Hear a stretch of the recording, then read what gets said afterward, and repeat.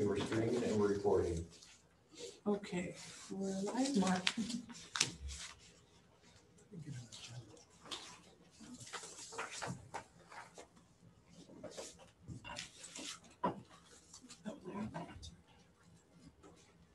That's last one. Keep an extra agenda.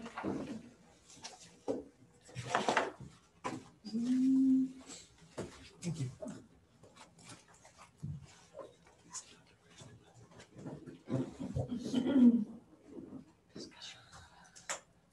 I think we, okay.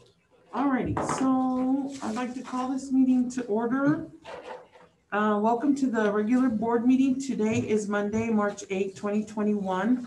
And I'd like to call this meeting to order. Okay, Madam Clerk, if you could do the roll call, please. Trustee Claudia Swastigi.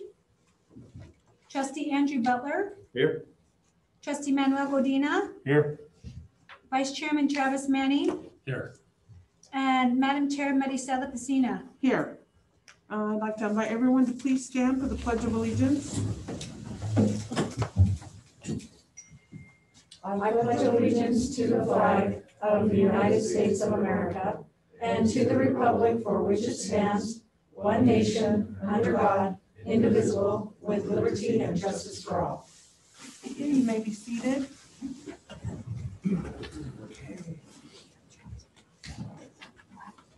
All right, so at this time, if we could have the clerk let us know about the meeting agenda postings, please. Madam Chair Pesina and Trustees, I request the approval of the Board of Trustees regular board meeting agenda posting for Monday, March 8th, 2021. The original agenda was posted on Friday, March 5th, 2021 at 3:18 p.m. The agenda was posted on the school district website and at the Caldwell District Office. Okay, thank you, Madam Clerk. I would like to ask for a motion to approve and accept the agenda postings. Madam Chair, I'd like to make a motion to approve and accept the agenda postings for March 8th, 2021.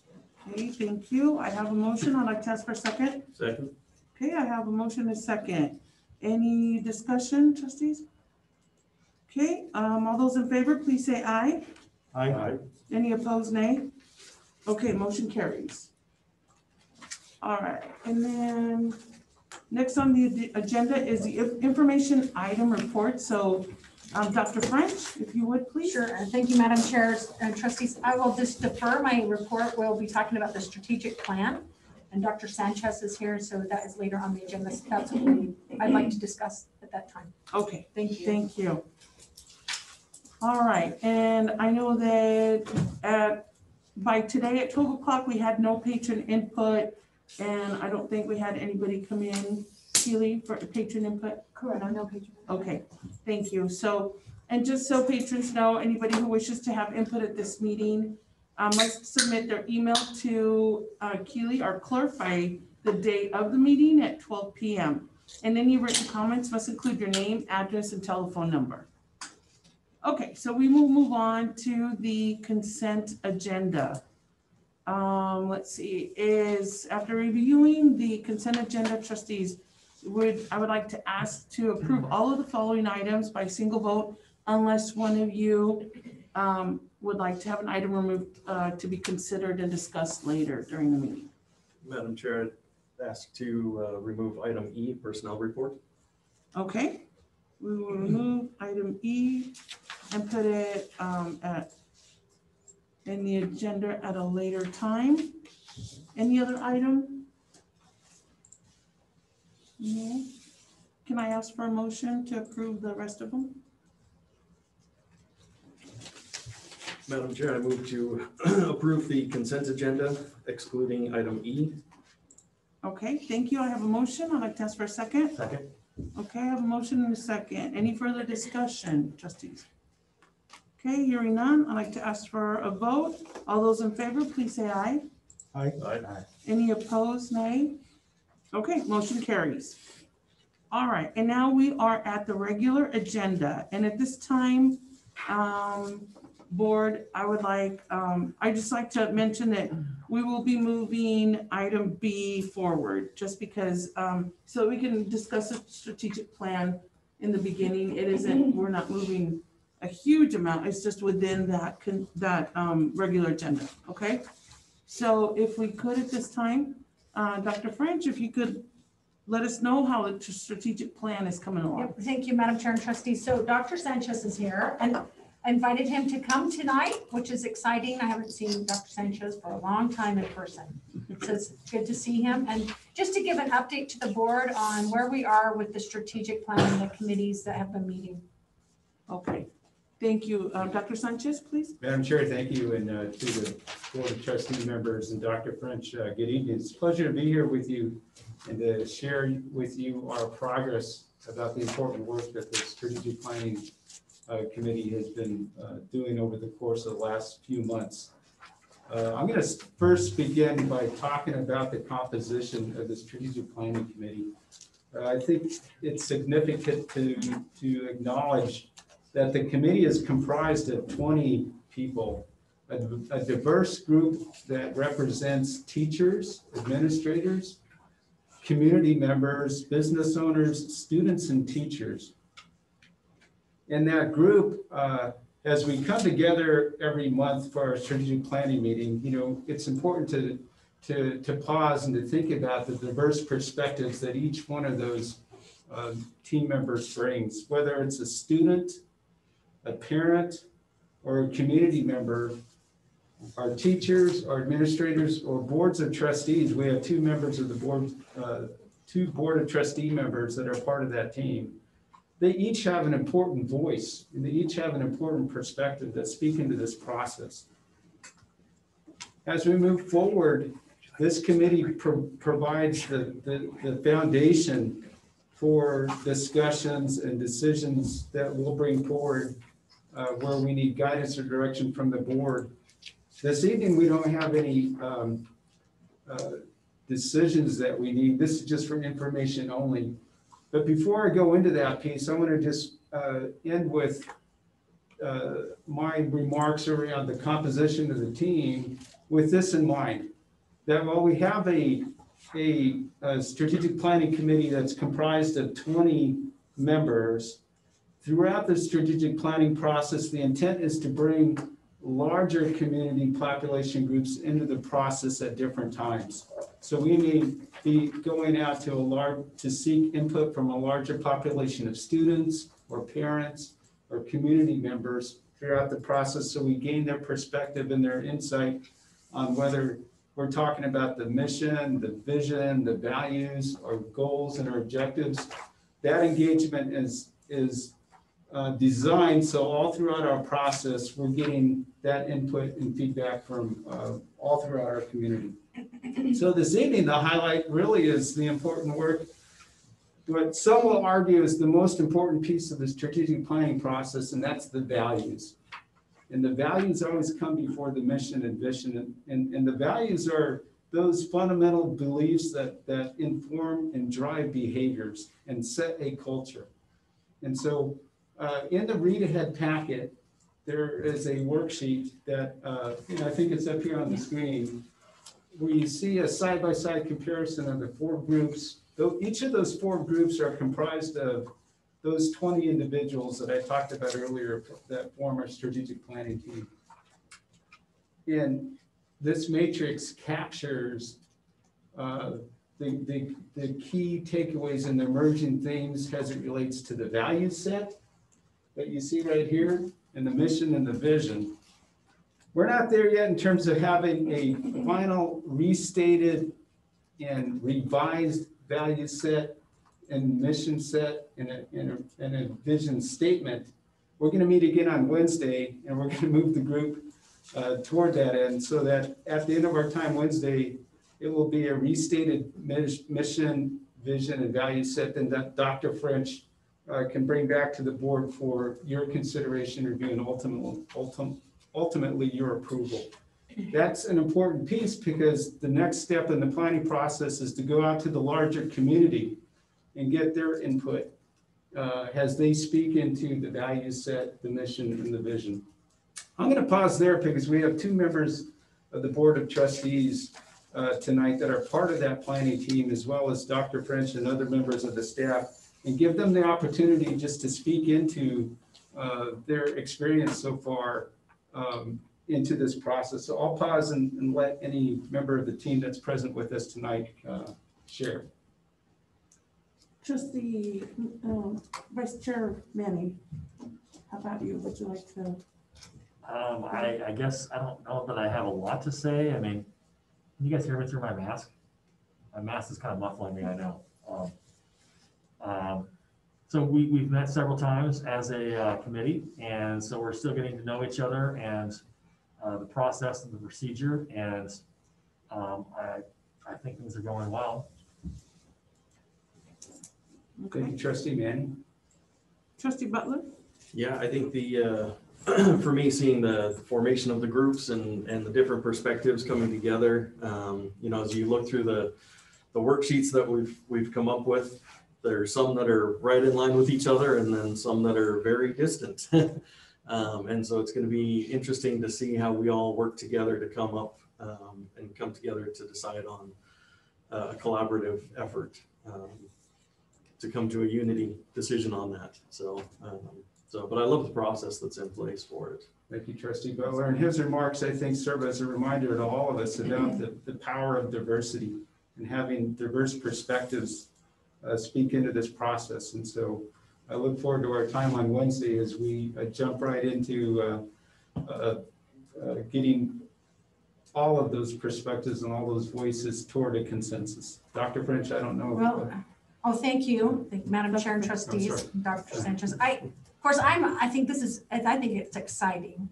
And last week we shared out, each group shared out, you know, their thoughts on the values and their thoughts on the mission and the vision statement. And I would feel comfortable saying that I see that changing slightly, because I think there's a recognition that, you know, we are a unique and awesome school district. And there were many conversations around our mission statement really needs to be a Caldwell mission statement, and not something that you could read on just any school district's website. And the conversation was, it was a little intense a bit, you know, in a good way, where especially in a virtual setting, you know, the feedback, where we have a couple community members who are part of this, and thankfully they were willing to just jump in and provide feedback and ask questions. And I think we'll be excited to share with you what is generated by this group and then taking it to the larger population. Madam Chair and Dr. French, thank you. In terms of decisions, the next time that we come before the Board of Trustees, it will be a decision for approval on the value set, the mission, and the vision. Tonight was just to provide information on our important work toward that end. So with that concludes my update, pending any other questions or comments. Okay. Trustees, any questions for Dr. Sanchez? Okay. All right. Madam Chair, Board, thank you so much. We appreciate your time, Thank you, Dr. Sanchez. Okay, thank you very much. It looks like we're coming along with our strategic plan, so that's exciting. All right, and let's see. Next on our agenda is we're going to go ahead and go back to the top, and that's going to be our district continuing school operation plan for 2020 and 2021 school year. And so this is information, and we also have, I think, maybe one item that we will like to act on, but I just, let's just, trustees, as a reminder, to stick to what we have on the board docs, on the agenda, and if we need to discuss whatever articles that are attached, documents that are attached to our board docs. So Dr. French, Yep. would you like to help lead us out? Thank you, Madam Chair and Trustees. So if you'll recall, last week we had reached out, you had asked for me to reach out to Principal Wilson and Karen Cameron in regards to online options for students who were hesitant or did not want to return to school in person, but would we have online options for them so they continue their learning. So tonight we've invited both Principal Wilson and Karen Cameron to speak. And I can see that Karen is here with us. And, oh, and so is Anita. Okay. So if you would like, we could start with the online options for the 6-12 students. We've really focused, Principal Wilson is focused on the 9-12. We need to still vet out what the 6-8 option would look like, but Anita can speak to the 9-12 option this evening, and then we'll have Karen Cameron speak to the K-5. Okay, all right, Principal Wilson, please. Good evening, Madam Chair, Trustees. Can you hear me okay? Yes, we can. Okay, great. Thanks for having us here. So I appreciate the expression of the board and the need to give students and parents options for their education as we move back into full-time in-person instruction. And so we've had an online option throughout the whole school year for high school, and that's been through the Caldwell Online Academy. And the platform that we have used is IDLA. And so probably most people are familiar with IDLA. So that's a partnership, and Karen's worked really hard to collaborate with the IDLA folks to make that a seamless transition. We've worked out a lot of kinks. I know seamless might not be quite the word I would use, but it has been productive. It's been beneficial. So students have been successful in that online program. IDLA doesn't talk to Skyward exactly every day. And so we've had to work that out, and Caleb's been very helpful in getting that done, and our counselors have worked to make that happen. But IDLA has a timeline in which students have to sign up for classes, and then they're on a schedule. So there's not flexibility with that, and we are not able to at this time add any students. So when people say, well, students have an online option in high school, they don't. The time has really it's gone by for them to get into IDLA at this time, which is the platform that we have been using. So we have another platform that we use for credit recovery, and we also use it for Advanced Opportunities Summer School for original credit, and that is Apex. And you might have heard of Apex. We use it extensively at Caldwell High School, mostly for credit recovery, but in summer school, it's been used for some foreign languages and math classes in the summer. The teachers use that curriculum to deliver the content that students need, and Apex provides a framework, guides them through modules and tutorials, and then they take assessments through Apex. So Apex is flexible, and we can get students in at any time. And so Dr. French, Jody Mills, Karen and I and others have been working to establish what courses might be the most appropriate in Apex for both credit recovery and original credit, working through, can we match those up to classes that we already have? And so really we have a good option now established for students that with the prospect of coming back to school full-time might not be an option for them because they have serious or significant health concerns. And so they do really need an online option. And so we're able to provide that through Apex, and we will be able to do it with our teachers. We will be able to have that in Skyward. The grades will be regular, just like regular grades. So that's kind of the synopsis. I'll let Karen add in any details. But that's our plan. And we have a really good plan with a full set of core classes and electives that students can take between now and the end of the school year. Okay, thank you, Principal Wilson. Trustees, do you have any questions for Principal Wilson? I've got one question. Trustee, Vice Chairman. What's the latest date somebody can sign up for a class with Apex? That's a great question. Madam Chair, Trustee Manning, I believe, is the one that asked that question. So we have started communicating with parents about how they can sign up for this. And this is a high school, the one that I'm talking about is a high school option. Karen will talk about middle school. They can sign up now, and they should have an email today that tells them how to sign up. But if they don't know how, they can just contact Karen at Caldwell High School. And we have a goal date. We would like them signed up by the 18th of March, because this is really fourth quarter credits, and we need to be done by the end of the school year. And the teachers will be working to establish a pacing calendar for these courses. It won't be work at your own pace. IDLA is not work at your own pace, and Apex won't be either. It'll be on a calendar. For the most part, that's for original credit. For credit recovery, there is some opportunity to work at their own pace. And so we have established that the 2nd of April is the absolute drop dead date that a student will be able to be added and be able to complete a full course of equivalent credits to what they would be getting in-person live instruction. Does that answer your question? That's good, thank you. Okay. And then Trustee Godina, you have a question? Yeah, Madam Chair and Principal Wilson, how many teachers do you foresee on the Apex classes?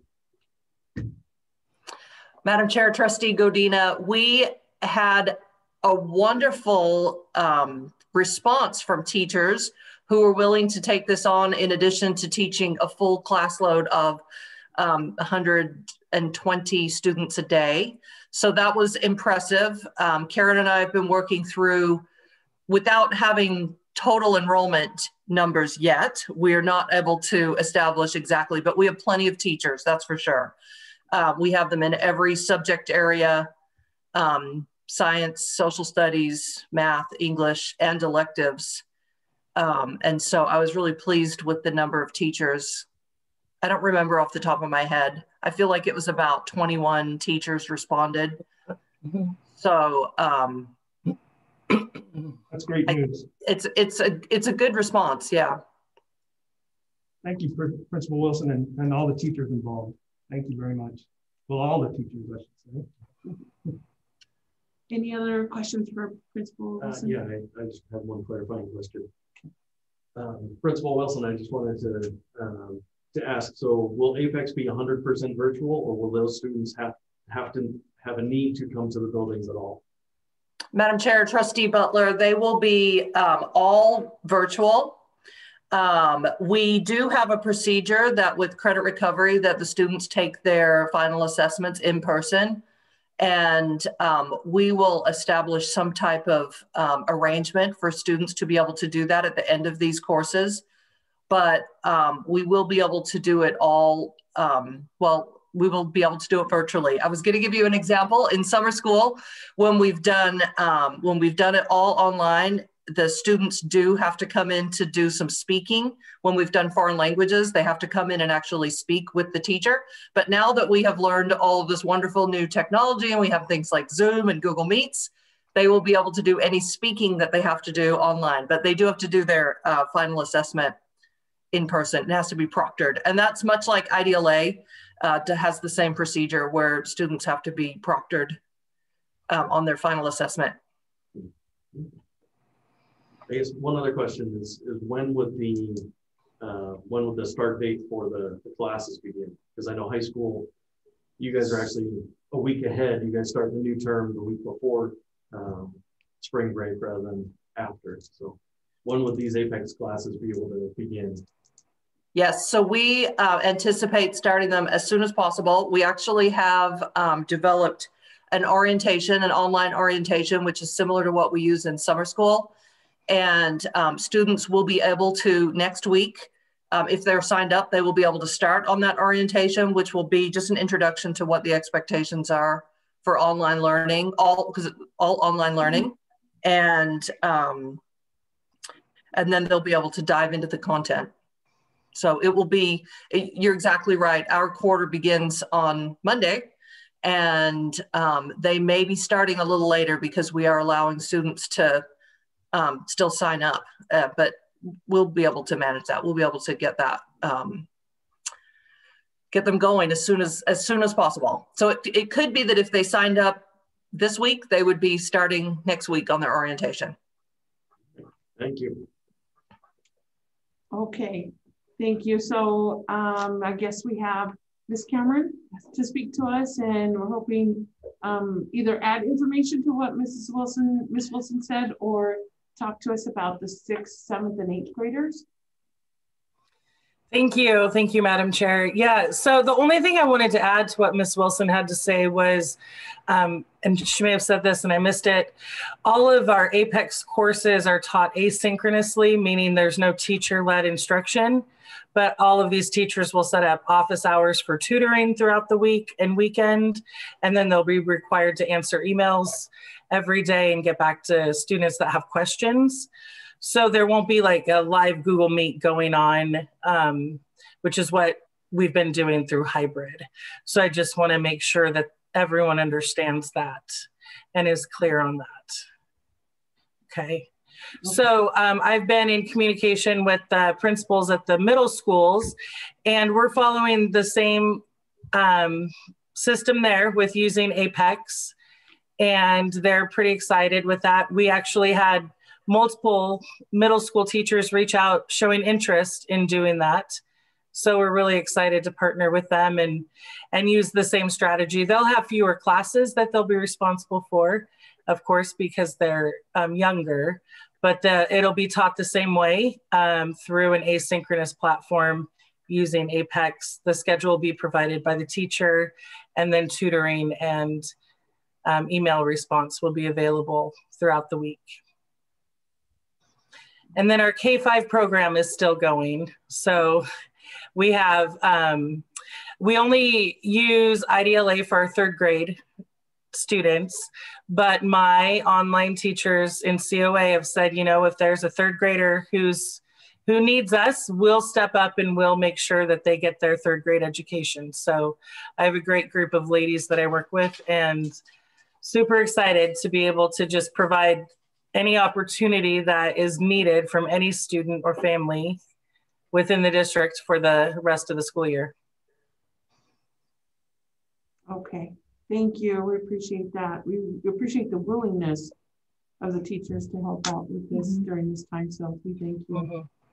Anything additionally, Dr. Just, Madam Chair, Trustees, Karen, have you had many elementary students, once it was announced that we would be back, did you have very many students seek the online option?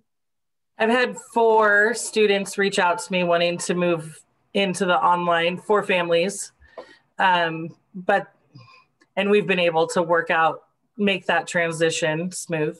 Yeah. And I guess that same at high school, I visited with Anita earlier. There was an anticipation. We knew of maybe possibly 13 students. There could be more. I think the last we checked today, there were 19. And then since the email went out to families this evening, I have about 6 emails that have popped into my inbox asking questions about it. Okay. Okay. Thank you. We appreciate it. Trustees, any comments for Ms. Cameron?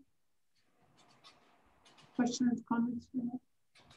Just a quick comment. I'm just glad that we have that option for our kids that want to utilize that online option. Thank you very much for heading that up. You're welcome. Okay, thank you, ladies. I appreciate your time and being able to present to us tonight.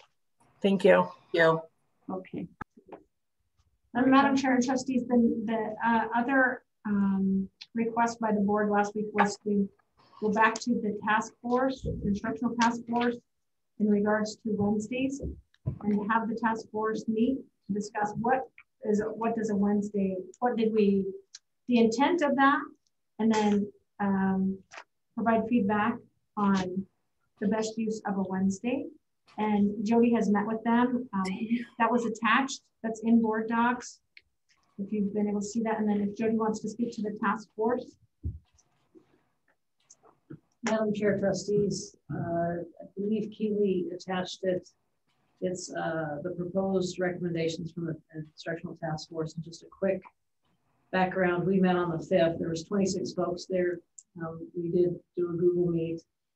There, all of the schools were represented, as well as representation from the migrant department, second language learners, the students with disabilities, and with the exception of, I'm going to say, just a handful of folks, they would like, when we go, if we go to green or category 1, the recommendation for the board tonight is to consider a 4-day plus 1 digital day, similar to what we're currently doing in hybrid, to maintain.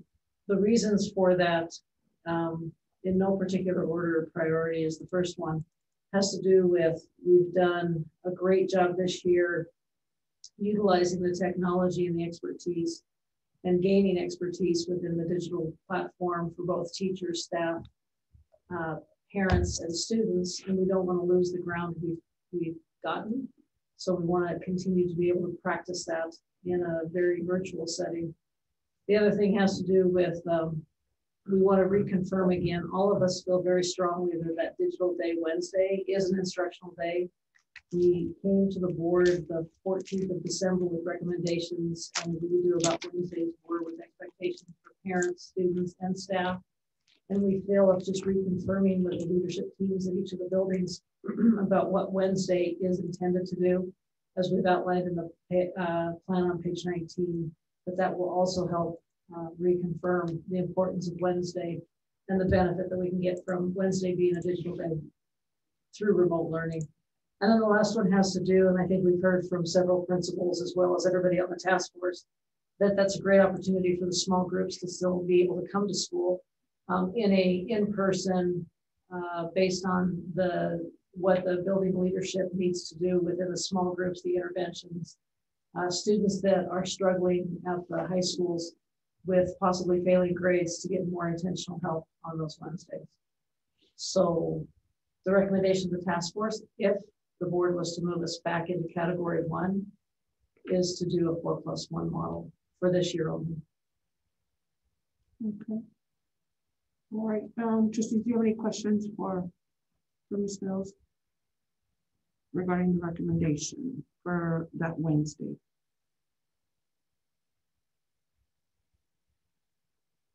I guess maybe a clarification. So, so last week we did move to a category 1. Is that correct? Or do we consider? Does the district consider themselves in a category 1 or not? Madam Chair and Trustees. So, last week we Canyon County is still in yellow, which would be considered our category 2. We agreed that all students would be moved back. I mean, they would attend in person starting March 21. As that would mean, so when they start attending in person, that's kind of like our green. The county is not in green at this time. There's anticipation that we could move that way.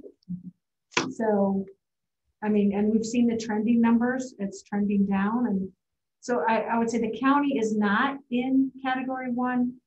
However, we would be back in school as though we were in category 1, still following the yellow category 2 guidelines, right?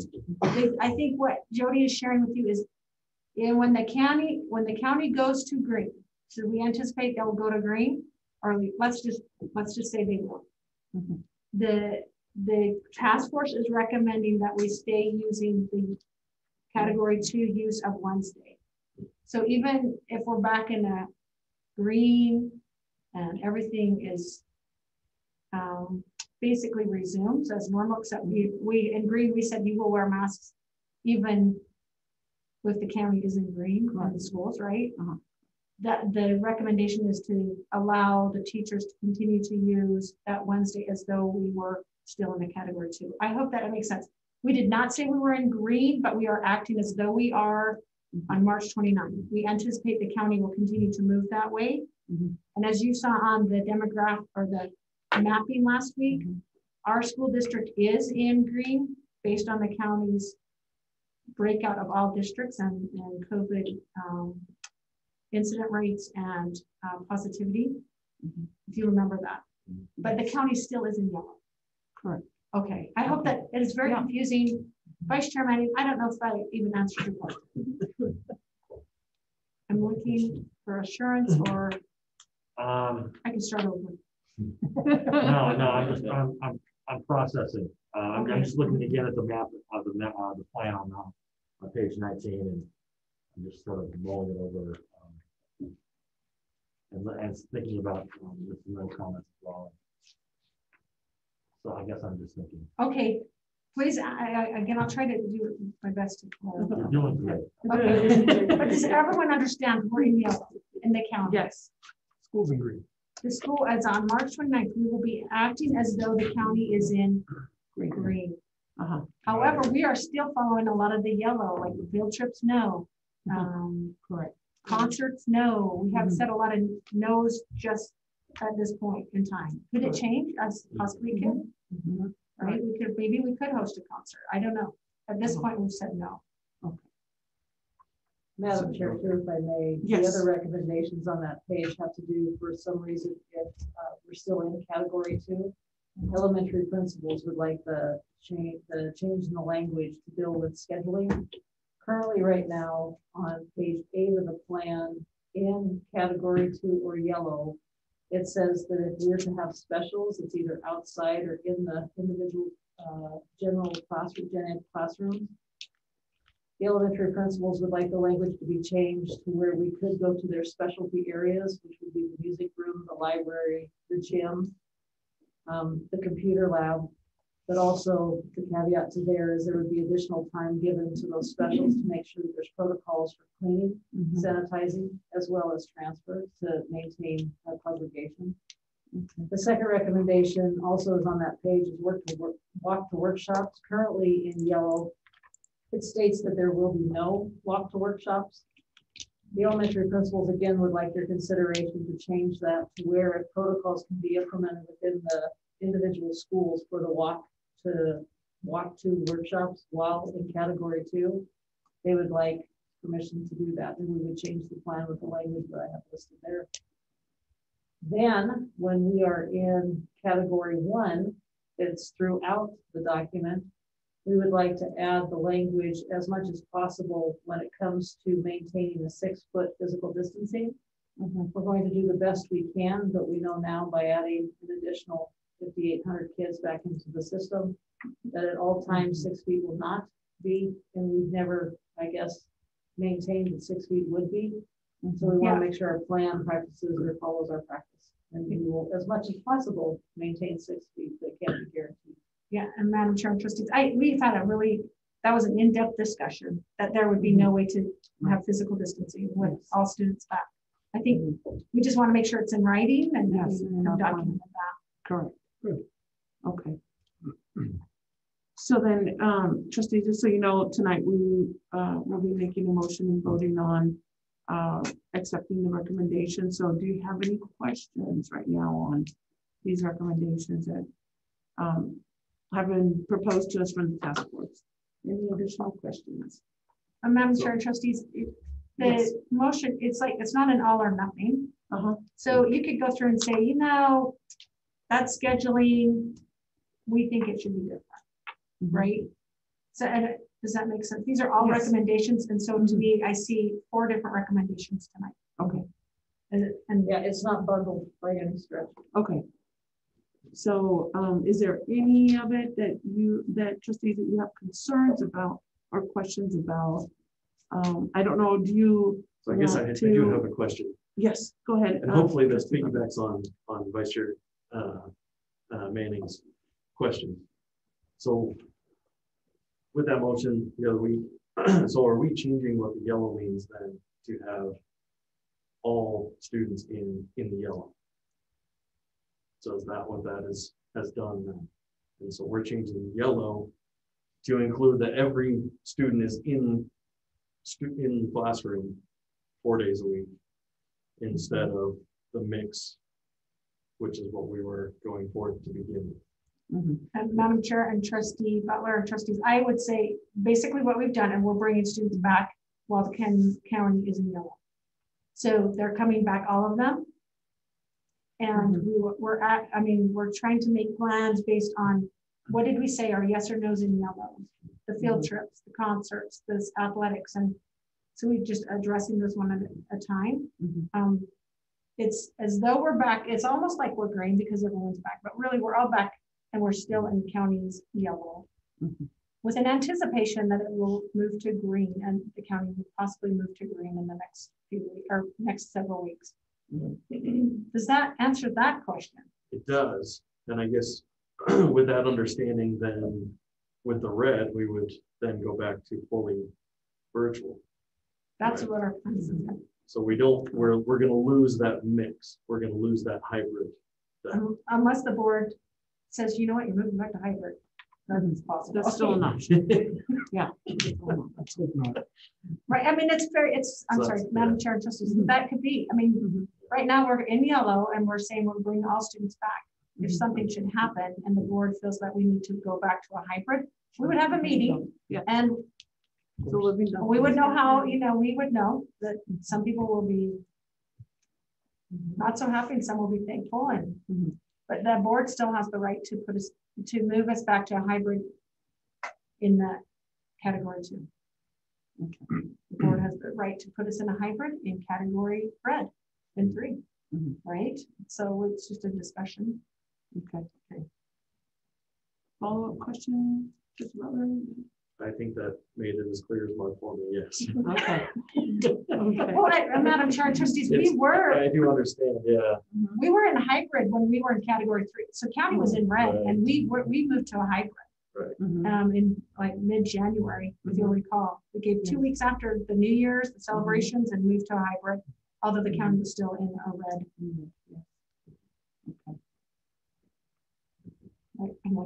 So would it be easier to do a motion on each section?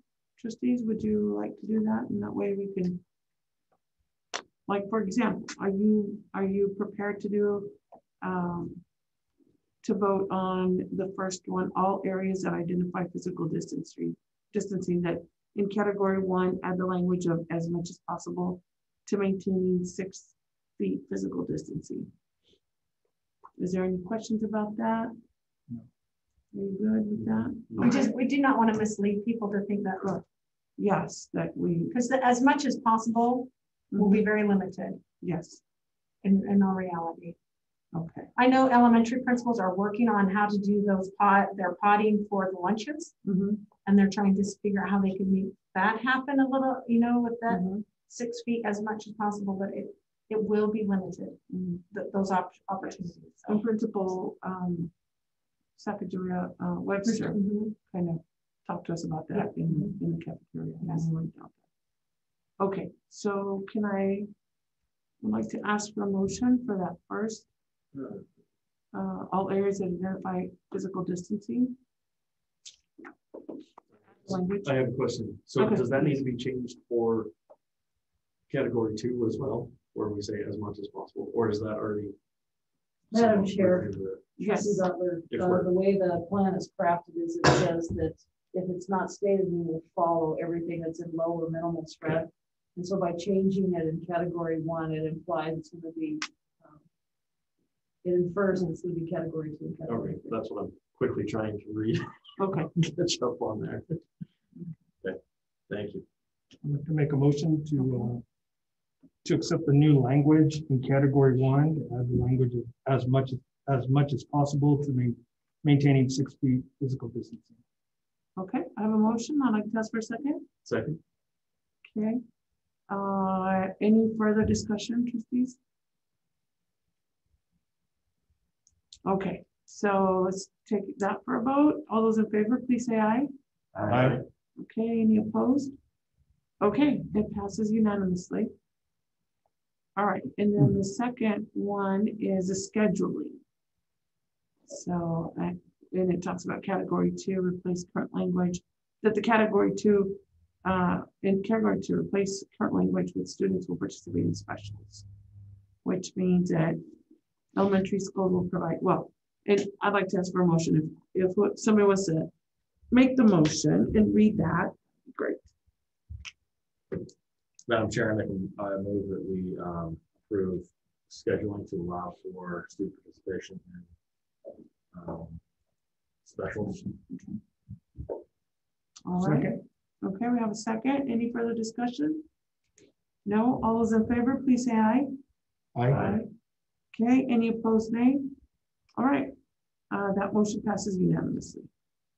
Okay, and then the motion. Pardon me?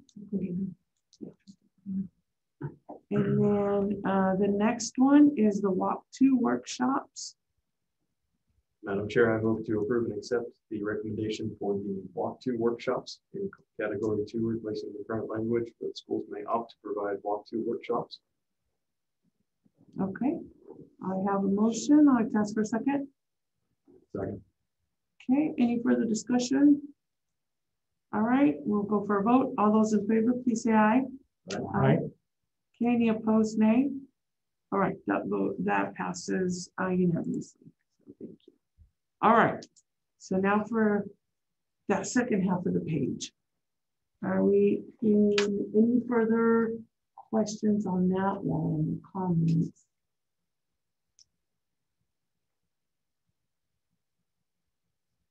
And if not, I'd like to ask for a motion to accept the proposed recommendation from the Instructional Task Force for the in-person learning model in category 1. Madam Chair, I move that we accept the proposed recommendations from the Instructional Task Force for in-person learning model in category 1. Okay. Second. All right, we have a motion and a second. Any further discussion? And so this is the. I'm sorry, Madam Chair, a clarification. Can we add this year only? Yes. Okay. So can you do for this year only?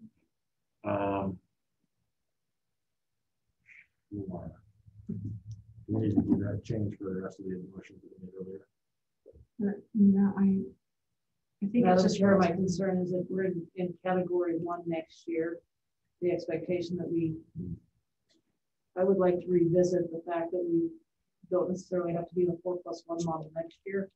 This is for the remainder of this current year. Yeah, that, and I think, Madam Chair and Trustees, I think, Jody, I just want to make sure, so if we move into green, we all understand that we're saying, that it means we're going to stay 4+1 through May. So that, okay, and that, but next year, that is not the intent. We do not intend to be a 4+1. We expect to be in school 5 days a week with the early release time on Wednesdays. Okay. I just want to, so we want to come back to revisit this. Okay. Yes. This year, going on to next year. I appreciate you saying that. Do we need to change our motions? Is that what you're asking? Well, once it becomes part of the operations, this does say the school year 2020, 2021. So. Madam Chair, Trustee Butler, absolutely. What I would hate is for the world to hear that now Caldwell is a 4+1 and not hear that it's only for the 2021 school year. And then we're about to come back to you folks and talk about a calendar. And I would hate for the misunderstanding to say now that the Caldwell School District is a 4-day week school district because of this. Yes. Okay. Okay. That's me. So I'll amend my motion. I move that we accept the remainder of the recommendation, the proposed recommendations from the Instructional Task Force for in-person learning in category 1 just for the 2020-21 school year. Okay. Second. All right. Okay. Any further discussion? All right. Hearing none, I'll ask for a vote. All those in favor, please say aye. Aye. Any opposed, nay? All right. Motion carries unanimously. Thank you. All right. Thank you. Thank you for the task force meeting. I know that y'all don't have anything else to do. Thank you very much. I appreciate that. Madam Chair, Trustees, thank you for clarifying. I think it's important that everyone understands for the next 2 months, that's what it will be. But there's every expectation that we are a 5-day-a-week school district with an early release on Wednesday. Okay, thank you. And I appreciate all the other information that was added to our board docs. It's, useful information, a lot of reading material, but thank you. And also to keeping our plan on continuing school operations plan updated with all the changes in the back. So Yeah. okay, That's nice. okay. Thank you. So if it is okay, trustees, I'd like to move on to our next, the next agenda item, unless you have something else that you want to talk about on this one. All right, so we will rapidly move on. Let's see. C. Okay, so the item C is called for certain bonds 2008A. So Ms. Burton? Thank you, Madam Chair and trustees. If you'll recall, on February 8th, Eric Herringer from our municipal advisor from Piper Sandler came and made a presentation to the board about the recommendation to call the 2008A bonds effective, start the ball rolling in March. He is on the line if you have additional questions or on the meeting, if you had additional questions about his presentation. And additionally tonight, we have Chelsea Porter, who is an attorney with Holly Troxel, who is our bond attorneys. Chelsea is here to present the resolution to the board. So if you don't have any questions for Eric, we'll turn it over to Chelsea. Trustee, do you have any questions for Eric? No? Okay. All right, Chelsea, if you could, please. Madam Chair, trustees, my name is Chelsea Porter, and as April said, I work at Holly Troxel, and we do serve as the district's bond counsel. I am going to attempt to share my screen here.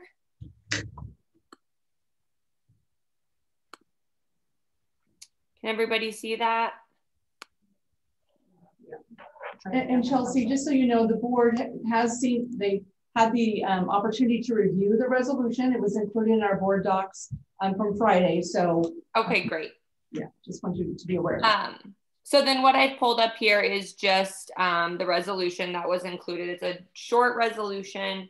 And if you recall from Eric's presentation, essentially what the district is doing here is taking money that it currently has in its bond fund and paying off bonds early. Some of the district's bonds are eligible to be called and redeemed prior to their stated maturity date. And so for financial planning reasons, the district is considering doing that.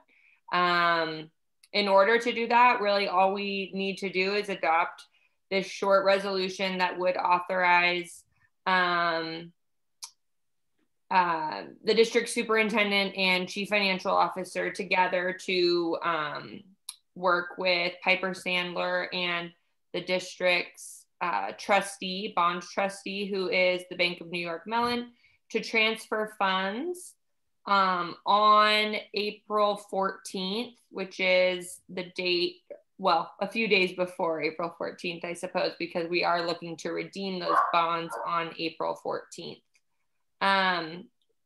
Attached to this resolution is a form of notice that we will also send to the trustee tomorrow in the event the district approves the resolution tonight. And this notice of redemption will be sent out to the holders of the 2023 bond, the bonds maturing in 2023.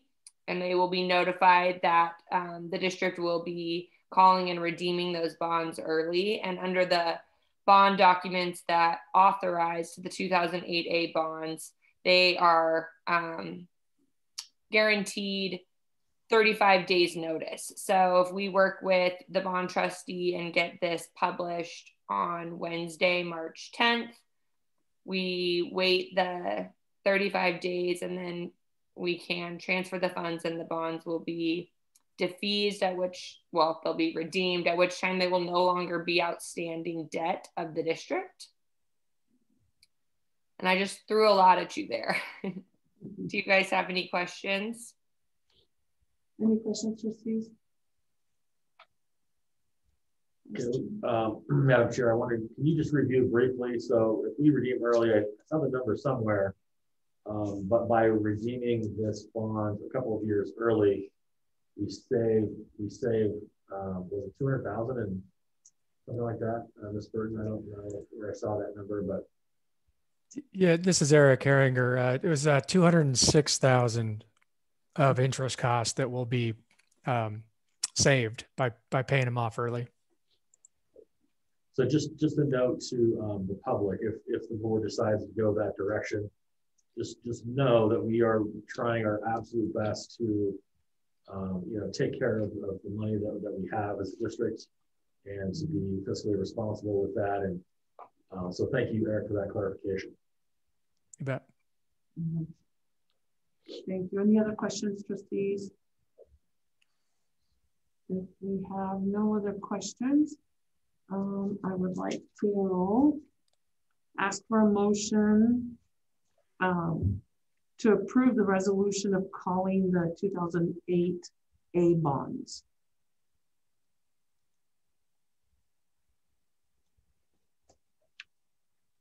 Madam Chair, I move to approve the calling of the 2008 A bonds. Okay, to approve the resolution. Okay, thank you. All right, I have a motion. I'd like to ask for a second. Second. Okay, I have a second. And any further discussions, trustees, comments, discussion? Okay, I'd like to ask for a vote. All those in favor, please say aye. Aye. Aye. Any opposed, nay? Okay, motion carries unanimously. So, Ms. Burton, if you'd like to start with the process. Thank you, Madam Chair, trustees. Dr. French and I will sign the notices and send them to Chelsea and Eric tomorrow. We'll work with them to make sure that we submit the required documents to the fiscal agent, Bank of New York Mellon. Okay, thank you. Thank you, Eric. Thank you, Chelsea, for being here and being open to our questions. We appreciate it. All right. Good night. Good night. Thank you. Okay, good. That felt good. All right. Okay. Yes, that was easy, right? That's the easy thing we got. That's what I was thinking. Let's do something fun and easy. Pay off some bonds, save some money. Yeah. Yes. Okay. And now the next item on the agenda is the request to open negotiations for 2021 to 2022. And that was a request by Mr. Walling and Ms. Stiff, and those are the co-presidents for the Caldwell Education Association. So they were just Madam yes. Chair, Go at ahead. this time, I'd like to recuse myself for this. Okay. This item. You bet. Thank you.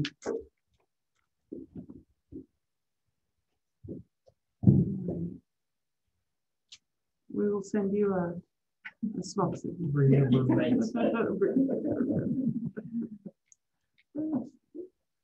Yeah. Okay. And just so the public knows, Trustee Butler recuses himself because of he does not want to have a conflict with personnel. So, okay.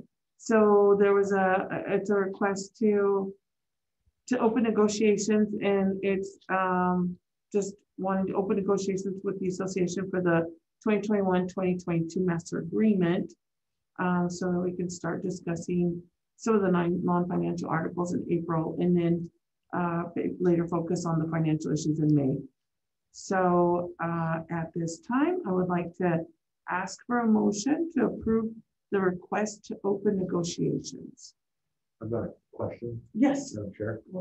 So I know there's some legislation that's going through the may not shall legislation that talks about negotiating with teachers, and I don't think it's passed yet.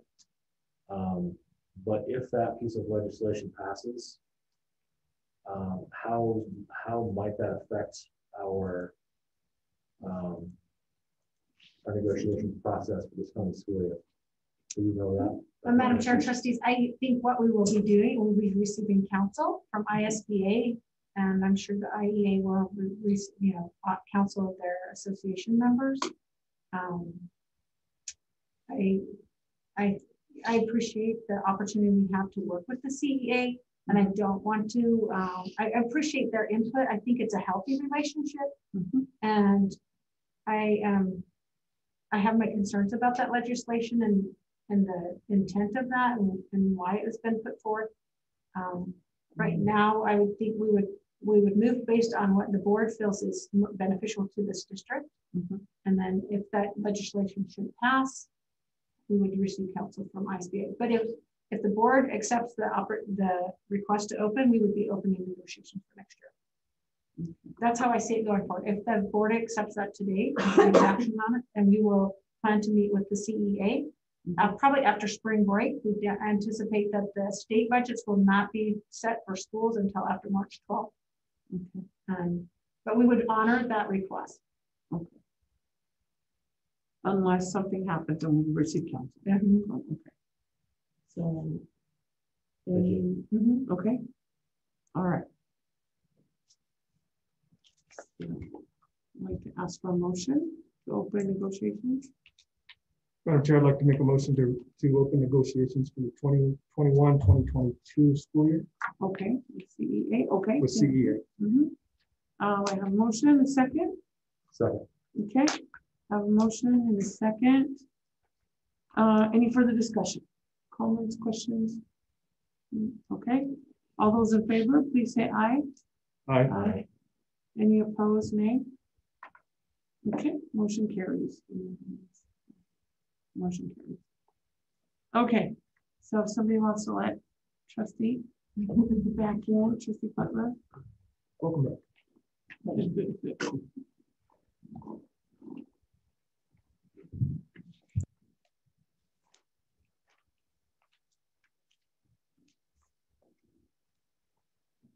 Okay, and so now, this was not gonna feel so good, but I mean, things happen. I received on March 4th a letter from trustee Swastigi, and it was a letter of resignation. Unfortunately, she will be moving out of the district, so that is the reason for a resignation. So at this time, I would like to ask for a motion to approve trustee Claudia Swastigi's resignation for Zone 1. Madam Chair, I make a motion we accept the resignation of trustee Claudia Swastigi. Okay. Second. Second, okay. And any further discussion? I want to say that, you know, on my behalf, that, you know, I'm really glad that she was part of our board. We learned a lot of insight from her. She had a different perspective, and, you know, I just want to thank her for helping us up here, serve during a really hard time in our school year, something that we had never anticipated. So I just want to take this time just to thank her for her service and her hard work and being here with us. So, okay. Yeah, Madam Chair, I would as well like to thank trustee Swastigi for her work in our community and her service to our kids, not only of the district, but all the kids in Caldwell and the people, the patrons of Caldwell, and all of her long, hard work that she's done working with the YMCA. And so we look forward to future partnerships and continuing relationship with trustee Swastigi and the YMCA. So thank you very much. Thank you. Okay. So at this time, I'd like to ask for call for a vote. All those in favor, please say aye. Aye. Any opposed, nay? Okay, motion carries. And so with that resignation, now I would like to ask for a motion. We now have Zone 1 vacant. So I'd like to ask for a motion to declare Zone 1 vacant. And as a Zone 1 Board of Trustee position for the Caldwell School District, as we have, okay, first of all, let's ask for a motion to declare vacant. Madam Chair, I move to declare Zone 1 as a vacancy. Okay, second. Second. Okay, I have a motion and a second. Any further discussion? Madam Chair, can we maybe talk about the process of what we see going forward as Yes. far as couple of months and how that might play out? We have a sense of that. Okay, so what we will do is the process is to seek out individuals interested in this vacant position. we request as a board that individuals complete an application form.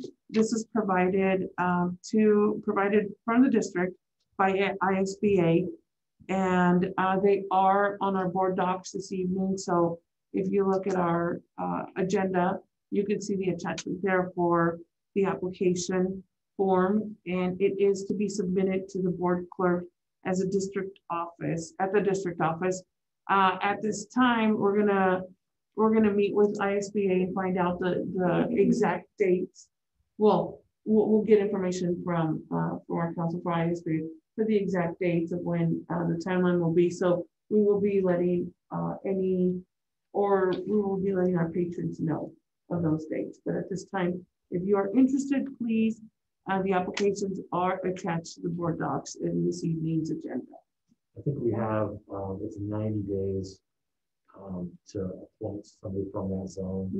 And if we don't appoint somebody by 90 days, then we have another 30 days to appoint somebody from within the district to serve in that zone. And then if we don't appoint by then the county commission, and then choose our trustees for us. So I guess probably we have a couple of months to do that. And so that's, yeah, we look forward to having another person on the board that's, has a similar vision and a diversity of ideas and is willing to attend a lot of meetings. Yes. And read a lot of, and do a lot of preparation for those meetings. Yes. So, okay. Thank you. Any additional comments? Good comments. I think it's important to point out that right now we're looking for a candidate from Zone 1 for the first time period. So they do have to live in Zone 1. Correct. But And we Zone welcome 1 any and all. And Zone 1 is listed on the school website. And yeah, and you can also check with the county to find out if you're not sure which zone you live in. You can check with the county, and there are a few different ways to do that with the county elections office, and they'll tell you which zone you live in. yes, and then on the website, the school district website, and then I don't know if. Okay, all right, and so but there will be further information coming out to our candidates. So yeah, okay. So I just wanted to bring up also for this candidate that that we are looking to appoint at this time. I just would like to let you know that election for that position in Zone 1 will be coming up in November. So it's just something to think about. If you have any questions, let us know. You can ask the board clerk. She'll have all the answers from Keely for every one of them. So, but just to give you a heads up, we don't want, we want to let you know what is in the future for this vacancy. So, all right. And so at this time, I'd like to ask for a vote. We have a motion and a second. Okay. I'd like to ask for a vote to declare Zone 1 vacant. So all those in favor, please say aye. Aye. Okay. Any opposed? Okay. All right. Motion carries. So as the Zone 1 Board of Trustee position for Caldwell School District has been declared vacant as of today. And this is just to clean up the motion. I just hereby move that the board commence the process of seeking out individuals interested in the vacant position. And then, as I stated before, please find the application on our board docs on our tonight's agenda. Okay. So, all righty. Madam Chair, I have a question. I wonder if we might make that application a little more accessible on the website, so it's not buried in a board doc somewhere. So it's kind of hard to find stuff in there. So maybe if there was a spot on the website that was a little more visible, perhaps that would be a better idea. You could put it on the website. Like a link. I guess I'm concerned. I think it's buried and it's difficult to get in. Well, I all of our mean, for patrons us can who are find. used to getting into board docs, but Well, it's open for all patrons. I would like to think that board docs is not difficult to get into. If it is, we need to fix that. Could we send well, out it's a- not a- labeled. Is it a labeled social as a? I media? can't remember what it's labeled as. Labeled as trustee application. Could we do a social media? Yes. And So that the patrons, links would all be on that page. and we can make sure it's available easily, and also Keely is available. Okay. Because people will, I'm anticipating people will call, because they're gonna wanna know. Yes. Understanding the amount of time needed to volunteer for this position. Yes. I'm sure they'll want to ask Keely, what is the, What's the expectation? Yes. Yeah, I'm available. Okay, thank you. I know know. Go ahead. I would note that, so in the board docs, it's listed under the regular agenda. It's listed under accepting trustee Claudia Swasky's resignation and then declares on one vacancy. And then you have to look under declaring zone one vacancy, and then you find a trustee application. So it's not tremendously buried. I just wonder if we might be able to put it front and center just a little bit more so that in the weeks and months ahead, somebody will say, now which board meeting was that again? And they may not be familiar with how to use the search tools in board docs to find this document that's listed under this one specific agenda item. Madam Chair, trustees, we'll make sure that it's available. Okay. For patrons. It will be on the website, and what we can do is just have a special section that just says trustee zone one opening. Just like we have on other, when there's something you need to click on a survey or whatever. Right. Okay. Okay. All right. Thank you.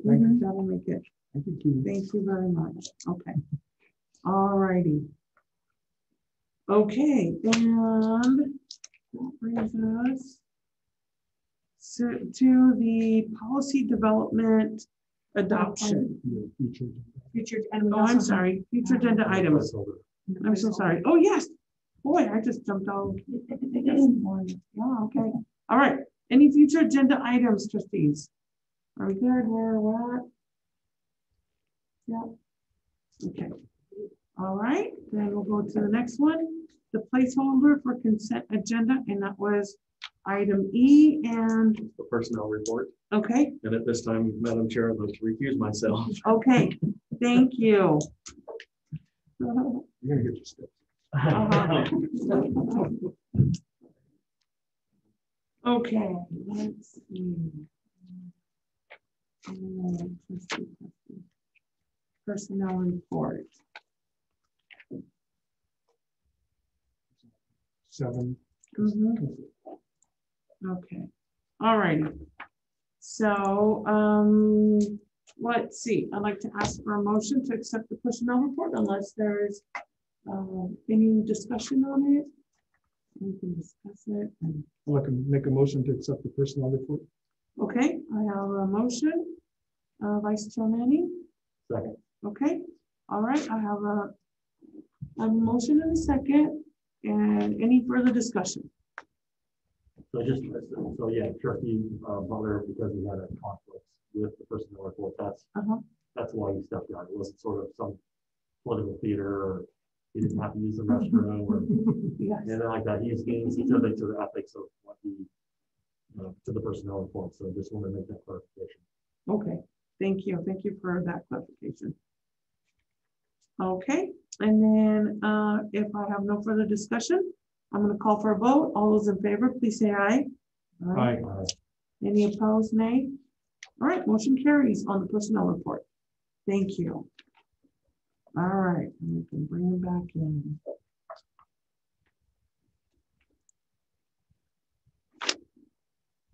Okay.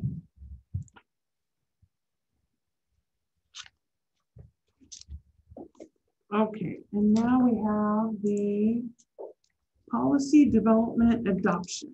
Okay, Dr. Yeah, French. very good. Okay, thank you, Madam Chair. So trustees, first reading this evening, we have policy 2710, high school graduation requirements, specialty diplomas. For those of you who may recall, it seems like a long time ago, we have some specialty diplomas that the school board agreed to recognize at graduation. STEM, which is a state, as part of the state has approved the STEM. We as a board also agreed to approve advanced opportunities, students who take classes above and beyond, and CTE completers. So what we've done is put that in a policy so that all of those that the board had approved, it had not been otherwise. We had just had the STEM.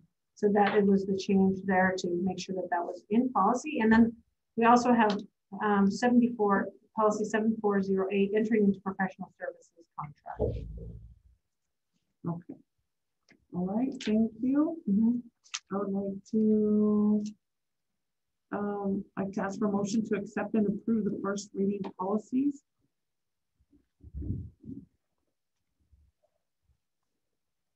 Madam Chair, I move to approve and accept first reading of policy number 2710 and policy 7408. Okay, thank you. I have a motion. I'd like to ask for a second. All right, I have a motion and a second. Any further discussion on these two policies? Trustees? Okay, hearing none. I'd like to ask for a vote. All those in favor, please say aye. Aye. Aye. Any opposed, nay? All right, motion carries on the first reading for those two policies. Thank you, Madam Chair. Madam Chair, Trustees, second reading, 3560 electronic surveillance. This policy has been back to the policy committee. I did take it back again this time it was on for first reading, and they reread it to see if there's something that could be, if there were changes that the board had asked for or was looking at. They did take out 1.2 completely. That was a recommendation that was in there initially, and they felt that, well, maybe that would make it more clear that this was not, it wasn't meant to be anything evaluative for a teacher, so they did remove that. Okay. And you can see the other changes that have been made, but that's part, okay. Thank you. Thank you. Okay. Let's see. So Madam Chair, I do have some couple of suggestions, and so I have tossed it up to the board as well as Dr. Clinton. Just 3 minor changes, just to clarify what high risk it really is. Just sort of dial that in a little bit.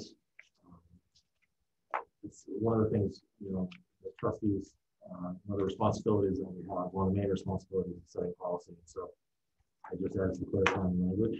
I know we've had this conversation before.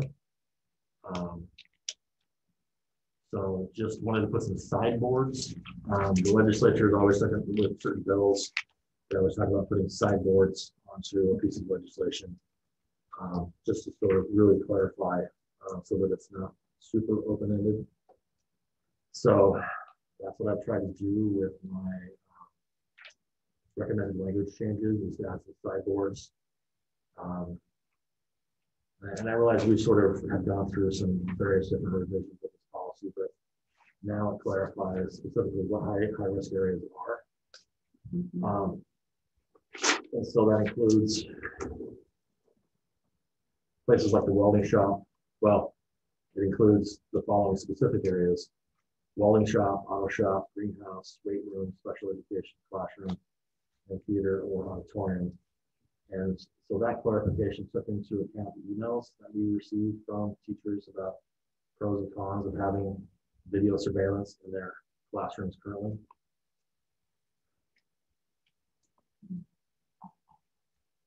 So, at some point, if the district, wants to clarify this or add some other rooms into what is a high risk area, they could, of course, send this to the board and we could reevaluate. Okay. Any thoughts, Dr. Madam Chair and Trustees, I just received these recommendations this evening, so I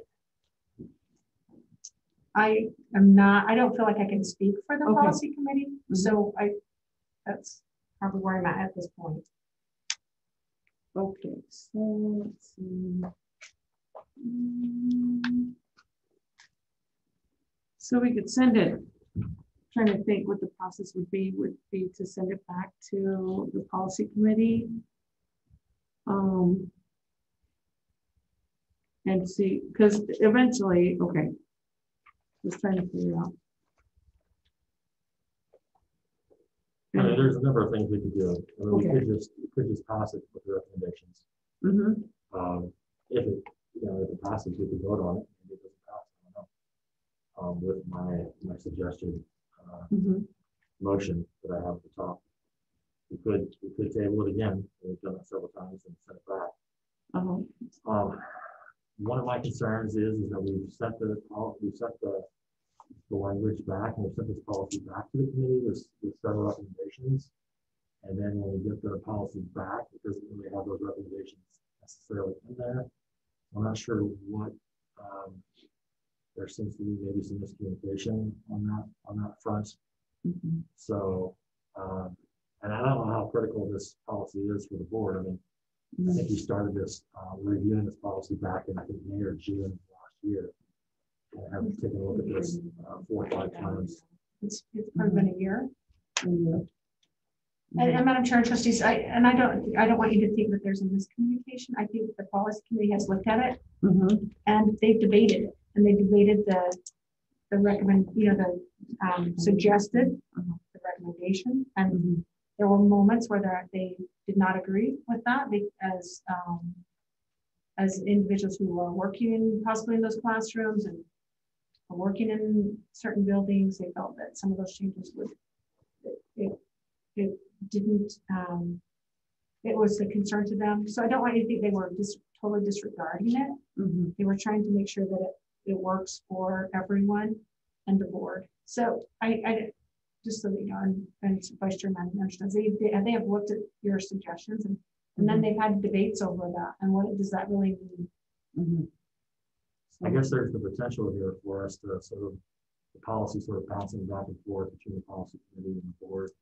And then the board asking for edits, and then the policy committee asking for edits, and refusing edits, and then pushing it back to the board, and the board says, well, we don't want this. But ultimately, the board can decide to pass this tonight if we want it. This is the second and final read, and we can always go back and review any policy at any time. Correct. And the process. So I am going to, Madam Chair, I move that we revise policy 3560. The video surveillance policy with the following specific edits, and then approved for its second and final reading. And the edits are listed here. Okay. I have a motion. So do I have a second?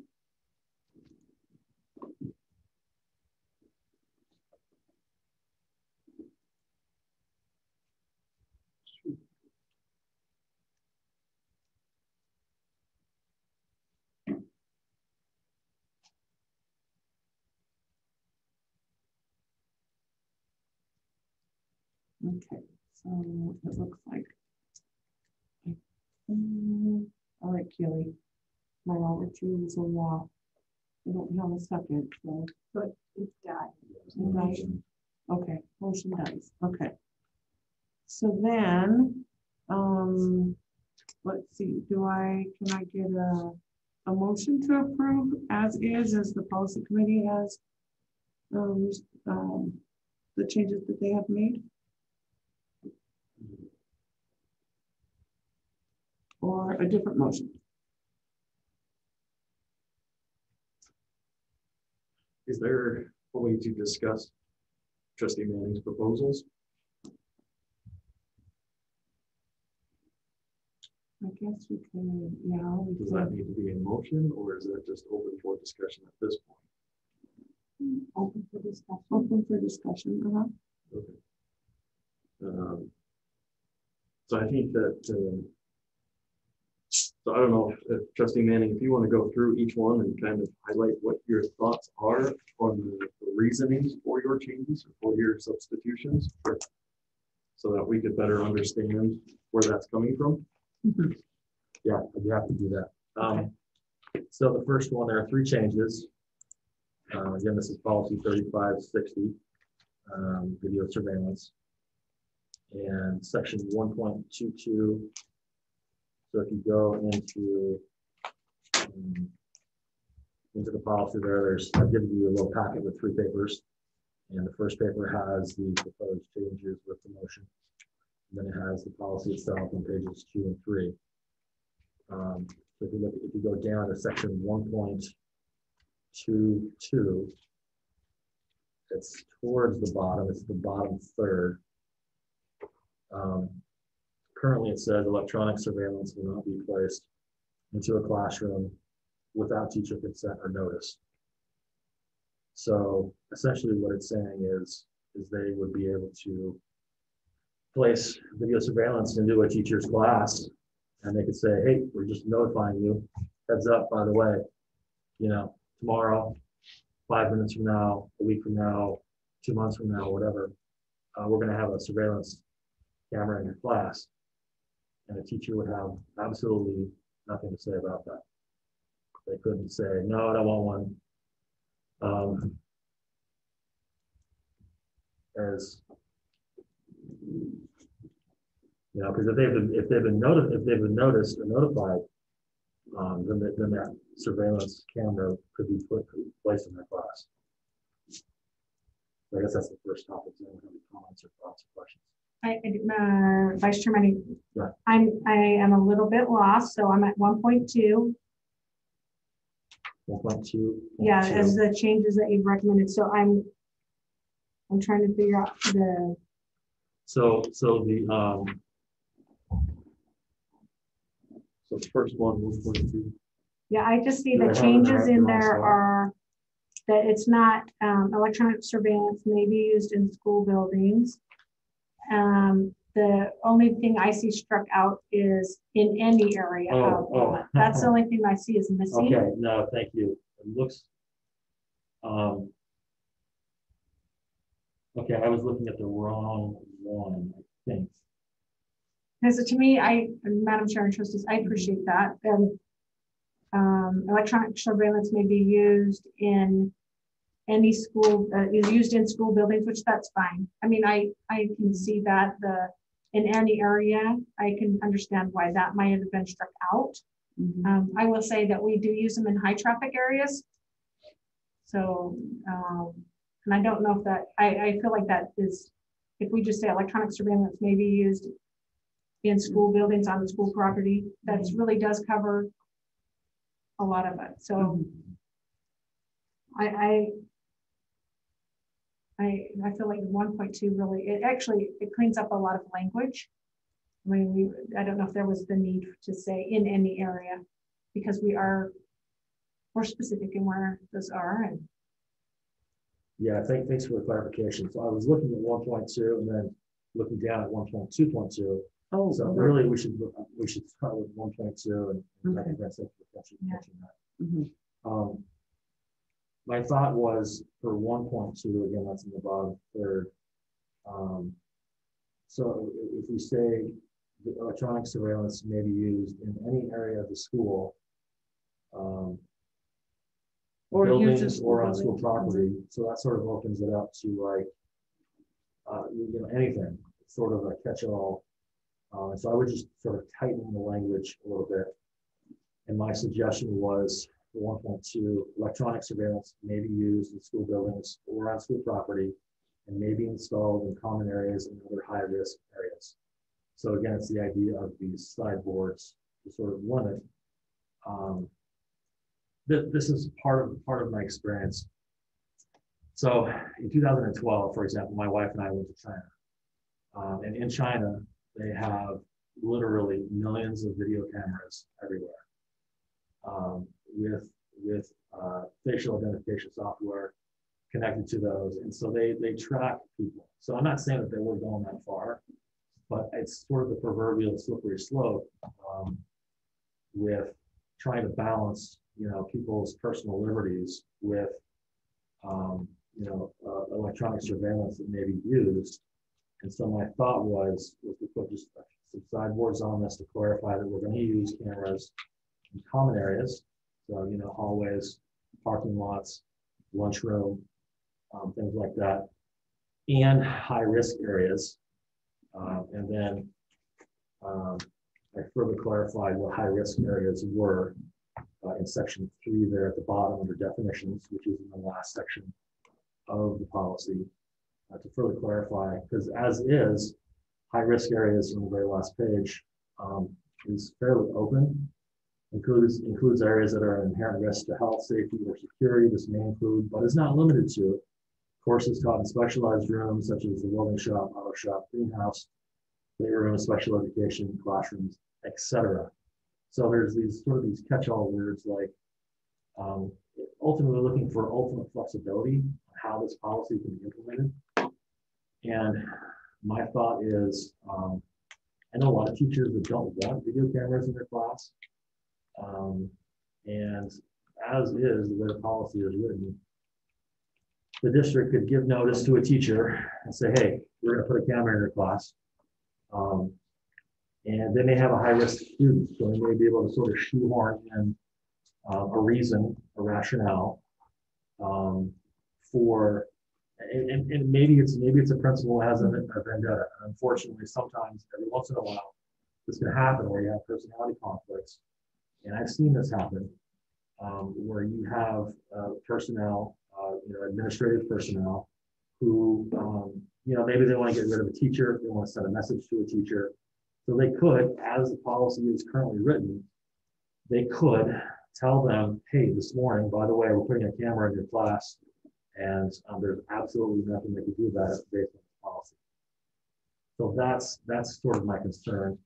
And so with the sideboards that I put in sections 1, 2, and 3, to further clarify what electronic surveillance is, how it can be used, and further defining what high-risk areas are. I feel comfortable that this is narrowed the scope of the policy, which is fairly broad still, as is. If we didn't change anything, it's still fairly broad. And I understand that's sort of the administration's prerogative. I mean, they want ultimate flexibility. But as a board, we also have an obligation to vet and carefully analyze and examine the policies in their school, because policies we set also set the tone and help set the culture of the school. So I don't know, Trustee Butler, if that answers any of your questions, or if you guys have any follow-ups.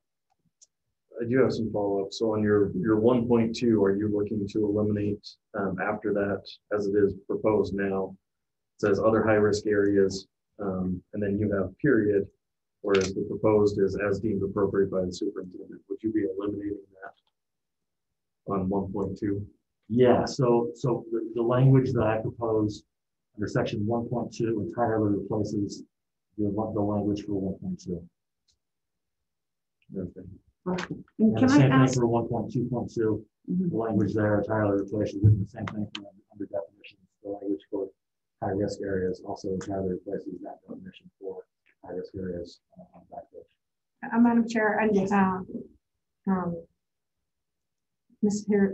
Here's China. Hirosaki, because I think, and she just mentioned just now that we need to be careful about saying all special education classrooms. They are not all high risk. There are some that might need some monitoring for the health and safety of students, not because it's a place where we have that violence. The other thing on high risk, if we tighten this up, we need to make sure legally that we cover every place we have a camera, because it's like a lawsuit. So if we have cameras in hallways, we need to define that we'll have cameras in the hallway, and that we'll have cameras here, because what we would not want someone to do is say, well, you never said you were going to have a camera in that location, and you didn't say you were going to have them in parking lots or facing the let's say parking lot, outdoor area, because we do have cameras that go across the play yards at many of the schools, just to monitor that. And that's why it's open to some degree. Otherwise, we'll have to be specific so that we don't get a lawsuit when we find some youth maybe that are vandalizing, but our policy, it only takes one person to say the policy doesn't say you're going to have cameras there.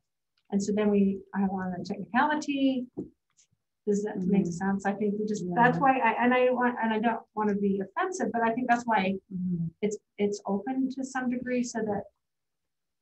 I would agree.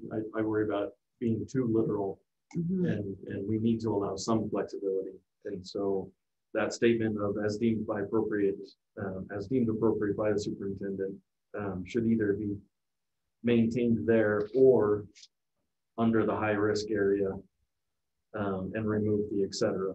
So saying special education classrooms or deemed necessary by the superintendent. And then maybe there's a better way to say. Well, in section 1.2, 1.2 does, I believe, provide some flexibility. The proposed language for section 1.2, electronic surveillance may be used in school buildings or on school property and may be installed in common areas and other high-risk areas. So may, it's pretty open. As deemed appropriate by the Board of Trustees. Or who's going to deem that? Well, I mean, the policy is approved by the board, so I guess we would take responsibility for that. And then I would ask what is the roles and responsibilities and making sure that, that I know the direction the board is expecting us to go on this. My concern is under the idea of keeping the schools safe, is that there is some of that ambiguity where we're not tied down to specifics, or in the fact that we don't put out our safety procedures fully to the public, and in knowing exactly where every single camera is. And so somehow leaving that as an open-ended thought in some way to allow for that, so that we're not just telling everybody, okay, there is a camera here and here and here and here. So if you want to get over there, then if you go this way and this way and this way, you can avoid all of the cameras. That's what my concern is when we get too technical or too detailed. I know that I've been on different policy committees, not just here, but in like at work and stuff, and I know that we've had law enforcement tell us, don't be so specific with your policy. And remember that policy can change as much, because the more you get specific to it, the higher the liability can be. I also understand that now that I know China's been waiting for this because of, and I understand Vice Chair Manning's information and his concern. But I know that, we've been, and because of the pandemic, we haven't been able to focus on it as much as we should. So I do have a concern about it being really specific to certain things. I'd like to ask Chairman Manning, Vice Chair Manning, the one on 1.2.2. So I don't know if I missed it, if I'm not reading it right, but so it says electronic surveillance will not be placed in the classroom without a teacher consent. And so no. So 1.2 doesn't say that. On the 1.2.2. Right. It doesn't say that. It says on this one right here, the policy manual. So I'm talking about my proposed change. Yeah, but the one, okay. So the one it says on the one that's right, on without there. teacher consent or notice. So this language, the proposed language, would take out the without teacher consent or notice, and would replace it with just make sure I'm looking for the right one here. 1.2.2. Electronic surveillance will not be placed into a classroom unless it meets the definition of high risk as defined in this policy under definition. So I'm acknowledging that cameras in this proposed change. I'm acknowledging that video surveillance has a place, and it has a place in high risk classrooms. And so we've just defined what high risk is, clarified it slightly. The current definition of high risk is pretty specific. It says includes areas that are an inherent risk to health, safety, or security, This may include, but is not limited to, courses taught in specialized rooms, such as the welding shop, auto shop, greenhouse, weight room, special education, classroom, etc. So it does mention that. So You can't say et cetera because you just said you don't like et cetera. No, I'm just quoting, I'm quoting what it says. I'm just quoting what it says. And so to the idea of, specificity, the policy change that I'm proposing is too specific. Actually, this one is pretty specific as well. I'm just tweaking it slightly.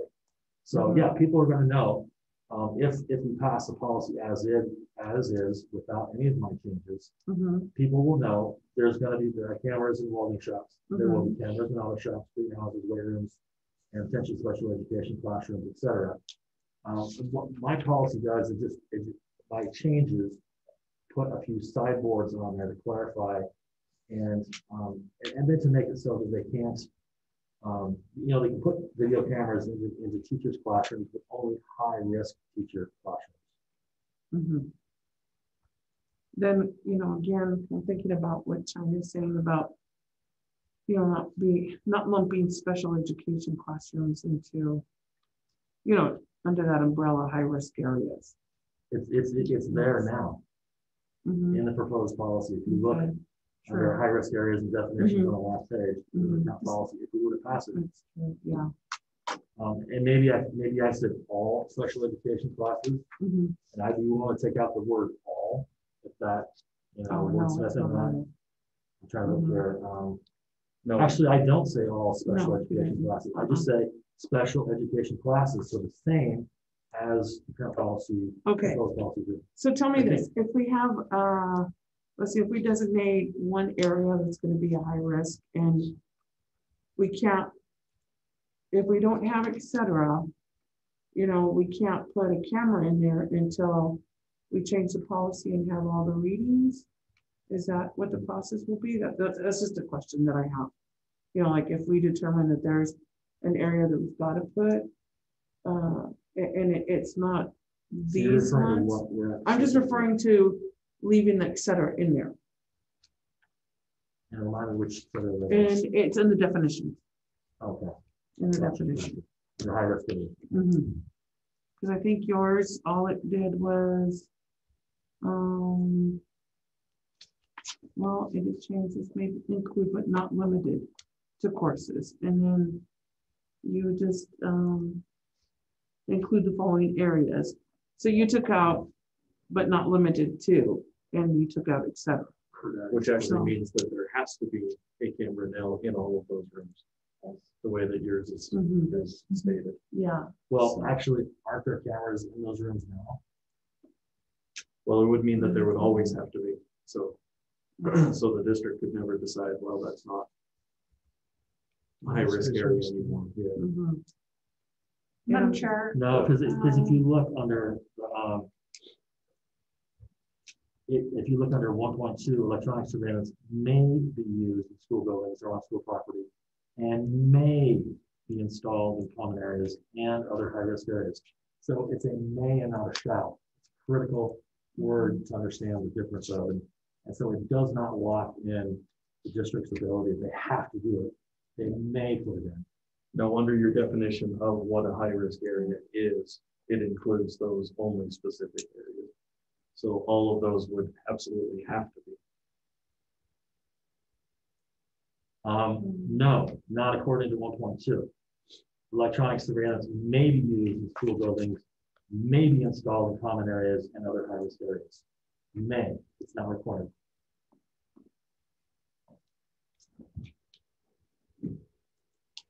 Well, I'm Madam Chair. So as we're visiting about this, one, China would like to speak, but I'm going to say, so I'm kind of following what Trustee Butler's saying, and I appreciate what you're saying about 1.2. I'm also concerned that now every time we want to do something, we're going to have to come to you for permission to do that. The other thing is that 1.2.2 does say electronic surveillance will not be placed into a classroom unless it meets that definition of high risk. I think that's where a little confusion is. So as a high risk classroom going to have a camera, we're hearing that maybe, maybe not. But in order to have a camera, you have to be at high risk. right? And so it's like, so if they're high risk, then they probably should have a camera. Am I? If they're high risk, they probably shouldn't have a camera. Should, because you're saying they may or may not, but they have to be high risk. Flexibility for the administration to determine, is it a high risk area? Okay, Does- so and then you need to make sure that there's Appropriate. superintendent designee in there to make that decision. Does that make sense? Because right now there's nobody that has is been given the authority to make the decision that that is or isn't a high I'd risk. like to leave that as deemed appropriate by the superintendent. I could accept the 1.2 change, the proposed vice chairman change with that caveat as deemed appropriate still in. So taking out the in any area of, and Right, just cleaning up the language of that 1.2, but keeping on the as deemed appropriate. Yes. Okay, so say that again slowly. okay. So okay, so on yours, 1.2, Right. change to read the way you have it there. Electronic surveillance may be used in school buildings, which on the bottom line it says used in any area of. So we're okay with taking any area of, like Dr. French said, we could clean that up and then take that out in any area of as it is in the policy, in the proposed policy, but using yours, but then instead of a period, put in there as deemed appropriate by superintendent, because we feel we need to have somebody that can make that decision whether it needs to be, if it needs to be or not to be.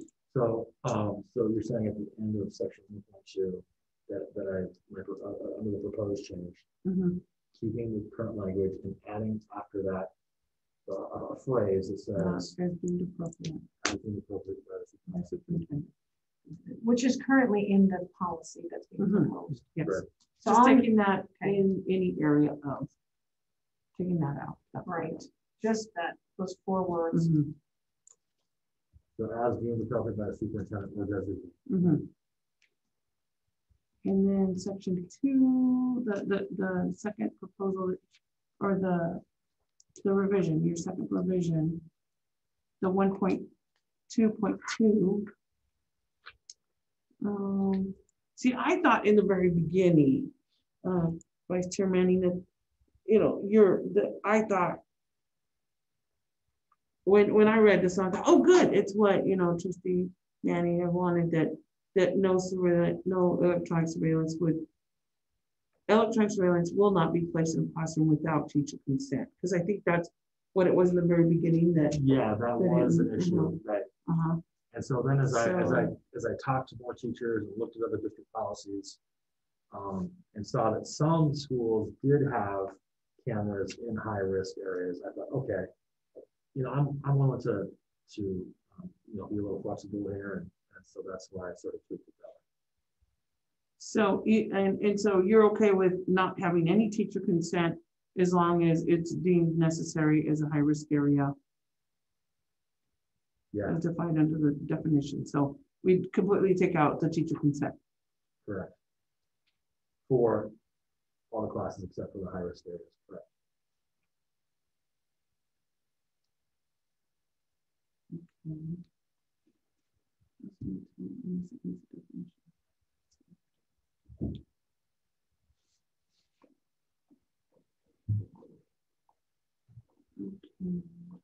Can I ask a question? Is there any reason to change that to a request? Dr. French, would there be a reason why a teacher would request to have a camera placed in their classroom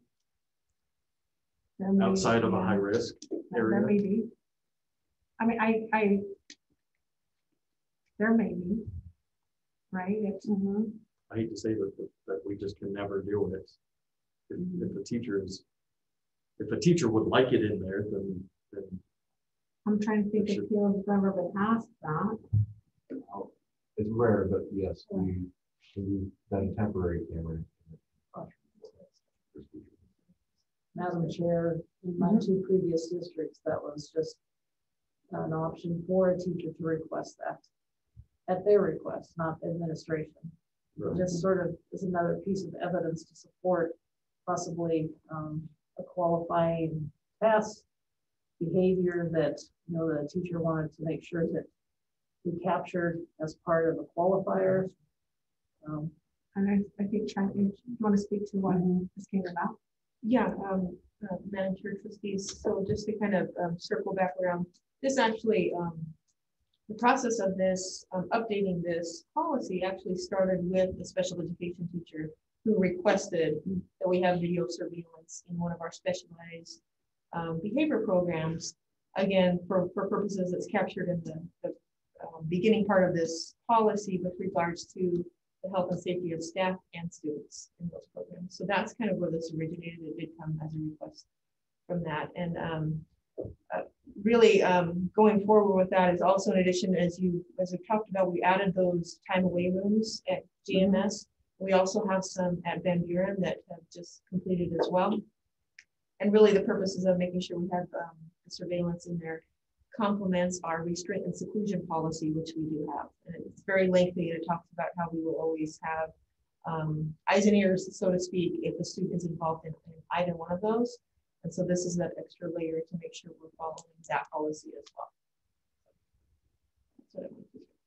I mean, it seems like in section 1.2, if a teacher said, "Hey, I want a camera in my class," electronic surveillance may be used in school buildings, blah, blah, blah, and may be installed in common areas and other high-risk areas.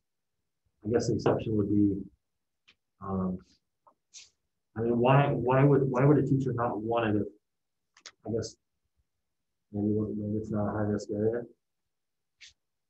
That's possible.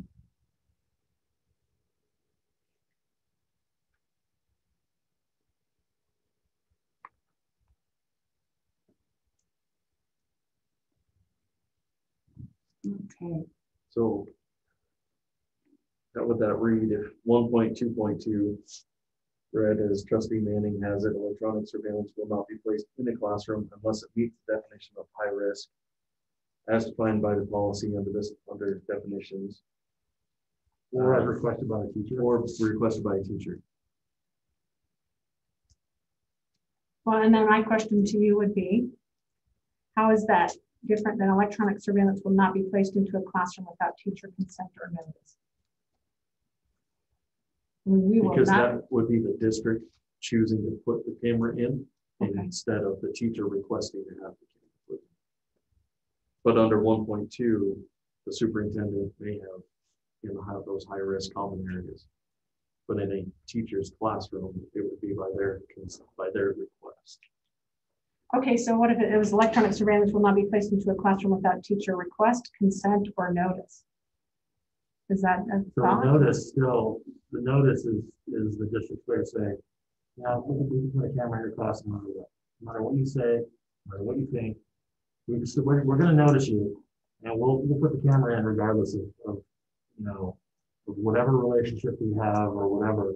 It's the district saying we're going to put a camera in your class with the notice. That's how I read that. And I can understand that because we don't want want anybody to fear that of being able to just arbitrarily put a camera in the classroom. But would we need to have them define why we're doing that? That would be my question. Does it circle back to how do we define that as a high risk? Is the superintendent, or does it even have to state why we're considering that? Because that's a qualifier, right? A high risk area. I think we'd have to come back to Dr. Branch. Yeah. Superintendent or designee. And she would be. We'd have to provide a reason. That's how we point of clarification then with Trustee Manning's recommendation, it would take the teacher consent completely out of the picture, correct? It would just go to the definition of high risk area. Well, unless we added in 1.2.2 where a teacher could request a camera. Then I would make a recommendation that 1.2.3 would be electronic surveillance at the request of the teacher. If I understood, Trustee Manning, what you were saying is the teacher does not have consent to put a camera in if it's been deemed a high risk area. Question. Yeah, and you know what, I'm okay with that.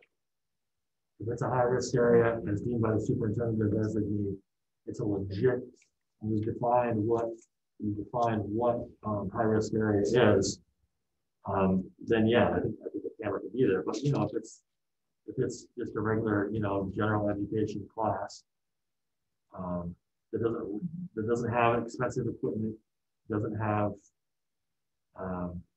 kids that are necessarily, you know, a population of students that are likely to, I mean, I guess you never know. Right. You never know what a student's going to do or what an adult's going to do. But my thought is as a professional educator myself, just putting a few sideboards on this to clarify this, so that we don't create a culture potentially in Caldwell school districts where teachers are ignored, and where an administrator could put a camera in somebody's classroom for, you know, to intimidate them, for example.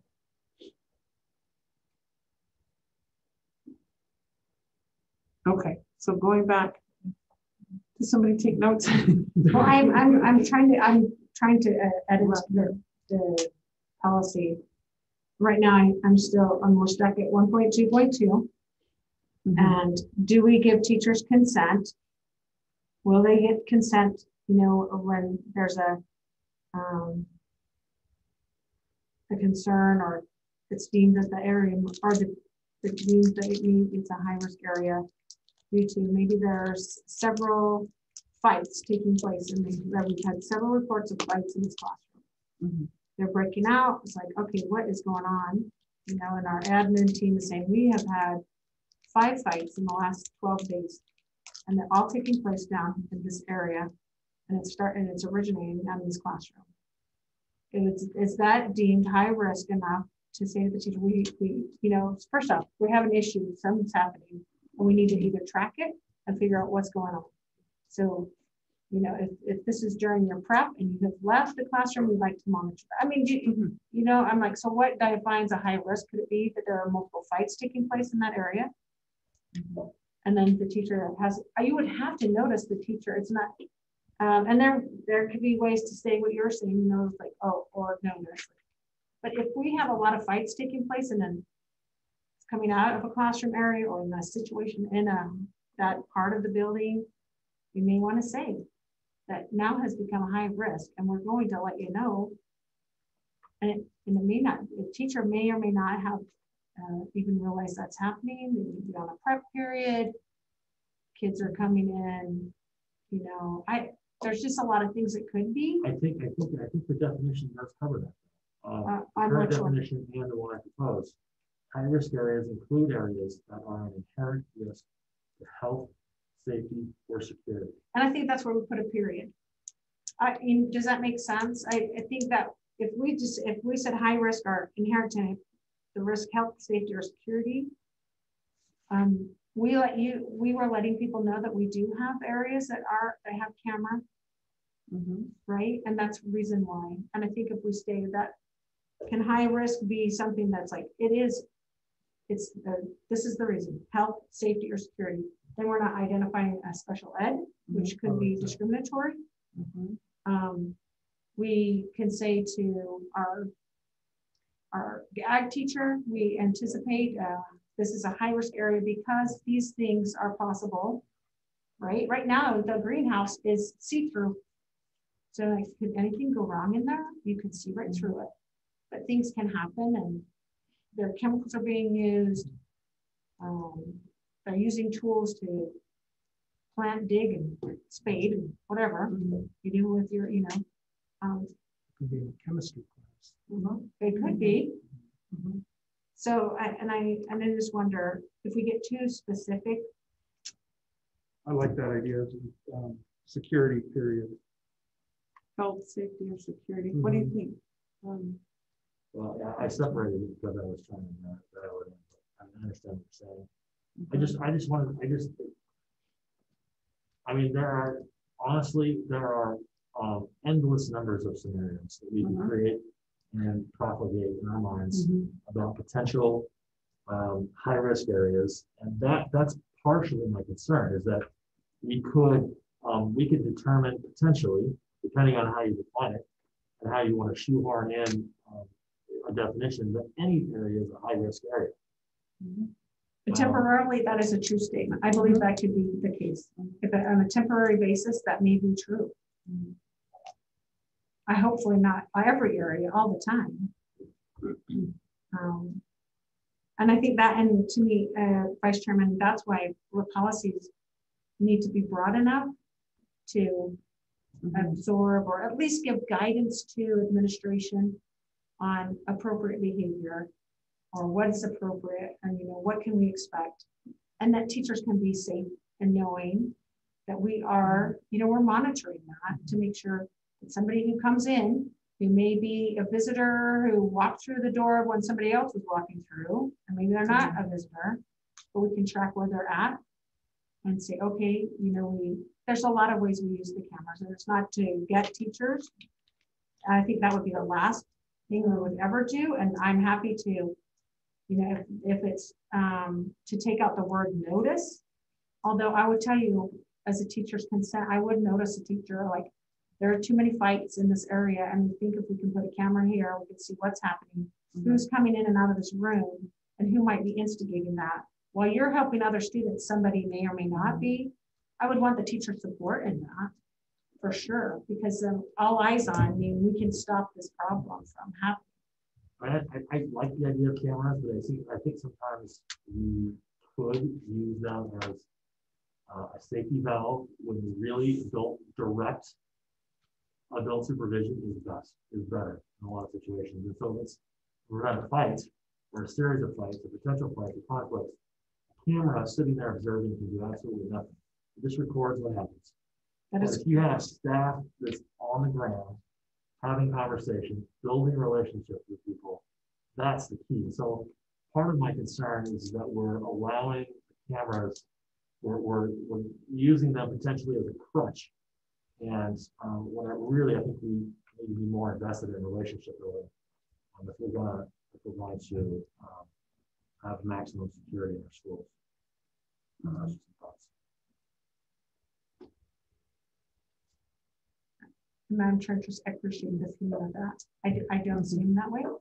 I do see them as a way that has assisted us and helped us in many situations where it has happened. I feel like our teachers, that is important for them, is building those relationships. And I think the cameras have been helpful and not meant to take away from building relationships, right? I think a lot of things don't happen because teachers have those relationships. That students come to school and they're proud to be in the Caldwell School District, and they want to make their school nice and they want to keep it safe. There are, however, incidents where and you may or may not be aware, but the students who are not even from our school district have vandalized our schools, and we've been able to identify who they are. And it's helpful to have SROs who have connections with other school districts, because we've been able to share camera pictures with other districts to identify who those students might be. These are pictures from common areas? Yes, they are. So I think that it's important that you know that I feel like our teachers are building those relationships. I do not propose a policy that is punitive to teachers at all. I feel like the policy committee really was looking at that to make sure that, you know, that their teachers, it's not about evaluation, it's not about a gotcha, but it is really about making sure that people are safe and that we can,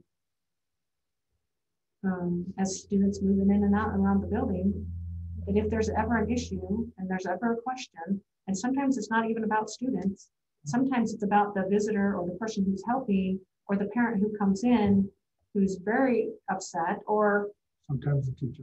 And sometimes it does happen. That is true. And I just want to make sure that we don't lose the integrity of the policy, which is to protect the health, safety, and security of the buildings and the students and all the staff inside. Can I add something to that piece? The other piece, again, agree with everything that's been said. I know some of the things that have been helpful when administration needs to conduct an investigation for whatever reason, because something has happened. A lot of times in the heat of the moment, emotions are high for all involved, and sometimes when we're doing an investigation and we're conducting interviews, those can be a little bit off, because again, when your emotions are up, sometimes we forget truly what happened in the moment, or we think something happened a certain way. and it doesn't quite jive, so we need something else. The video surveillance does help us piece together what people have said with what actually happened, and then it helps serve as a tool for professional development for staff. It helps us to look at students if we need to tweak any part of their support system. I'm speaking from a standpoint, sorry. Support system that way. It really, it's very helpful and beneficial to be able to look at that and see if we have any gaps or to see the successes that we did. Hey, we have planned to do this in this kind of situation, and we did. Great, let's keep that kind of momentum going for occasions in the future. But it does happen when we do have investigations because, again, we're all human, emotions take over, and sometimes we just forget some of those important details. And you can see who was there at the time. Absolutely. Yep. And that serves as safety to students too, student-to-student interaction. Absolutely. But, and maybe, and Vice Chair Manning, would you consider, what if 1.2.2 is just, we take off or notice? Electronic surveillance will not be placed into a classroom without teacher consent. That's what I'm just looking at to see if it works with that possibility. I think actually adding in part of what he said, unless it is deemed high risk. So what can we keep in there without teacher consent, and or if it's been deemed? What if unless it meets the definition? Because I want to, and then maybe something else too, that the teachers has a right to ask for it. If there's something going on and like, no, there are things missing from my desk and some things are very valuable. What is going on? They come to their principal. I see Caleb nodding over there. Something needs to be. Can we just put some temporary cameras in here to see what's happening? Well, I can speak from experience. When I was teaching at middle school, I asked for a camera to be put in mine because I had a girl come to me saying she was being harassed. And it wasn't necessarily as overt that you could see it, but the boy was harassing this girl. And we caught her on camera. Okay. So 1.2.2, electronic surveillance will not be placed into a classroom without teacher consent or without teacher, a teacher could request. I want to see how I could say that. Yeah. And the area must meet an area must be a high risk. I don't know about I guess high risk, if high risk includes safety, security, then and the teacher says, hey, Miss Neal says, I have a student that's complaining about being harassed. So safety of the student. Yeah. And that fills the definition that includes areas that are inherent risk to health, safety, and security. I'm gonna, while you're talking, I will try to put this in because I do want to give teachers the opportunity to request it, just like the teacher has asked of China. Yeah, because I'd like to pass it to I don't know if that's 1.2.3. Teacher may request. Sure, I can do that. We could, yeah, because it would change the. Yeah, because we're talking about without, and then we're taking with. So in the first one, 1.2, take away in any area of. Yeah, take that away. And then 1.2.2, electronic surveillance will not be placed into a classroom without teacher consent. Do we want to put or notice or take or notice out? Notice is a part that I really Okay. Okay, so take that out and then put unless it meets the definition of high risk as defined in this policy under definitions. And then in the definitions, change it to just end at security. I'm adding a 1.2.3. Oh, and then 1.2.3 with teacher with electronic surveillance can be added. Upon maybe teacher request. Maybe added into a classroom. Maybe added to a classroom. Maybe added to a classroom. I'm trying to stay with the same kind of language. Yes. Maybe place this. Upon the teacher request.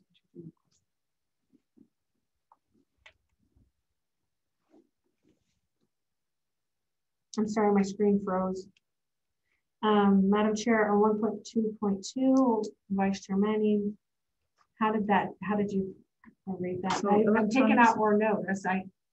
Taking out notice.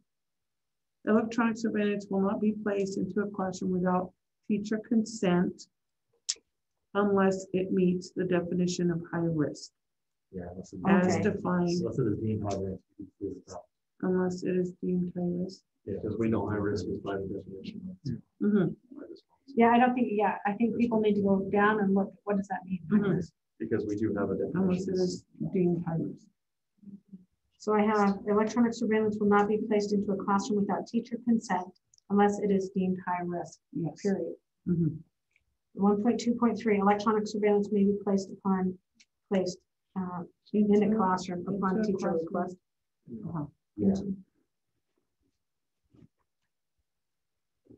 And then I took out in any area of in 1.2.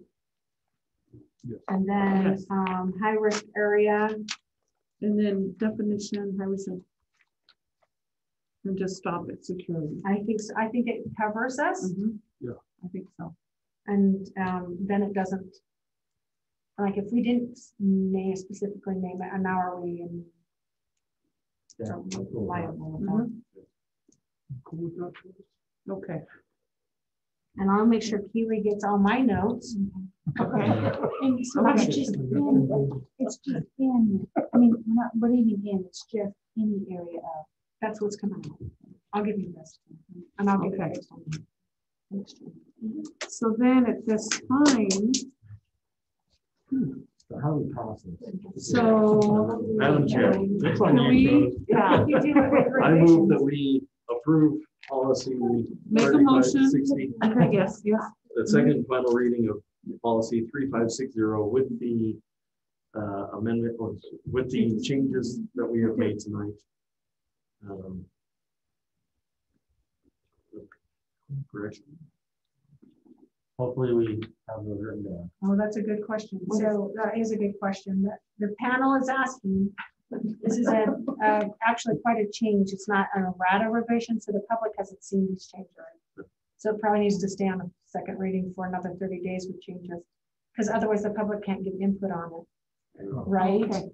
So we need to. I appreciate that. Okay. Because it has a big change from what it was.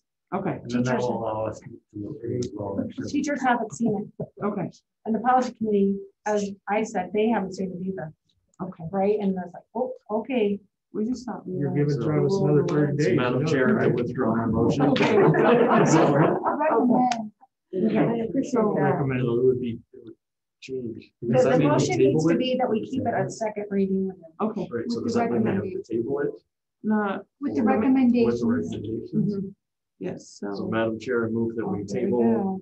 the second reading of policy 3560 until it can go through a final revision Yeah, With the, that's with good. the Thank policy you. committee. with the recommendations. with the recommendations. that You're all we like- made tonight. Okay. Second.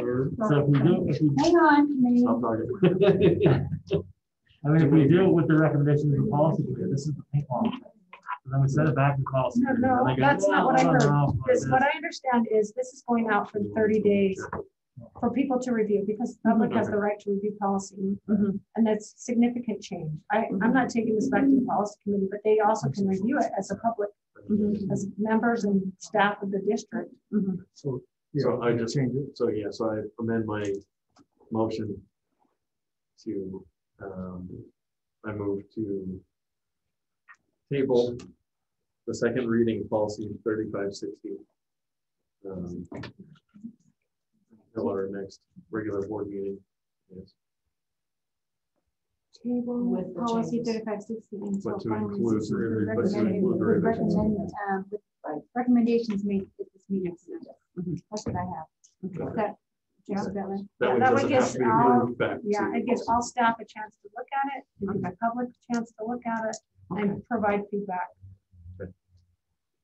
Thank you, Rudy. Great discussion. Thank you. Yes. Okay, can I get the motion again? I don't know who made it. Okay, so you made first, so who seconded it? There, Gordon. Second. Okay. So then I need to vote. All those in favor of the motion, please say aye. Aye. Aye. Okay. Those opposed? Okay, so it's. Okay, motion carries unanimously. All right, so we're gonna table it give it 30 days so we can wrap it up. You'll let it percolate. Percolate. So I said, we're giving Travis another 30 days. Well, we're gonna down in about a year and a half. Okay. Where are we at? All right, let me find. Hey, my Travis, I gotta notes. say thank you. I mean, that's a lot. Yeah, I'm glad that you were able to. Yeah, and, Thank you, and everybody. finding a way to. We've all worked together as a Yeah. group. Okay. So thank you. All right. So now information only. March 12th, 2021 is the end of the third quarter. Yay.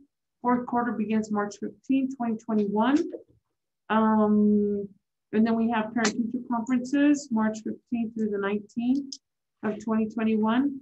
There will be no school March 19th. Spring break will be March 22nd to 26th of 2021. And then March 29th, school resumes.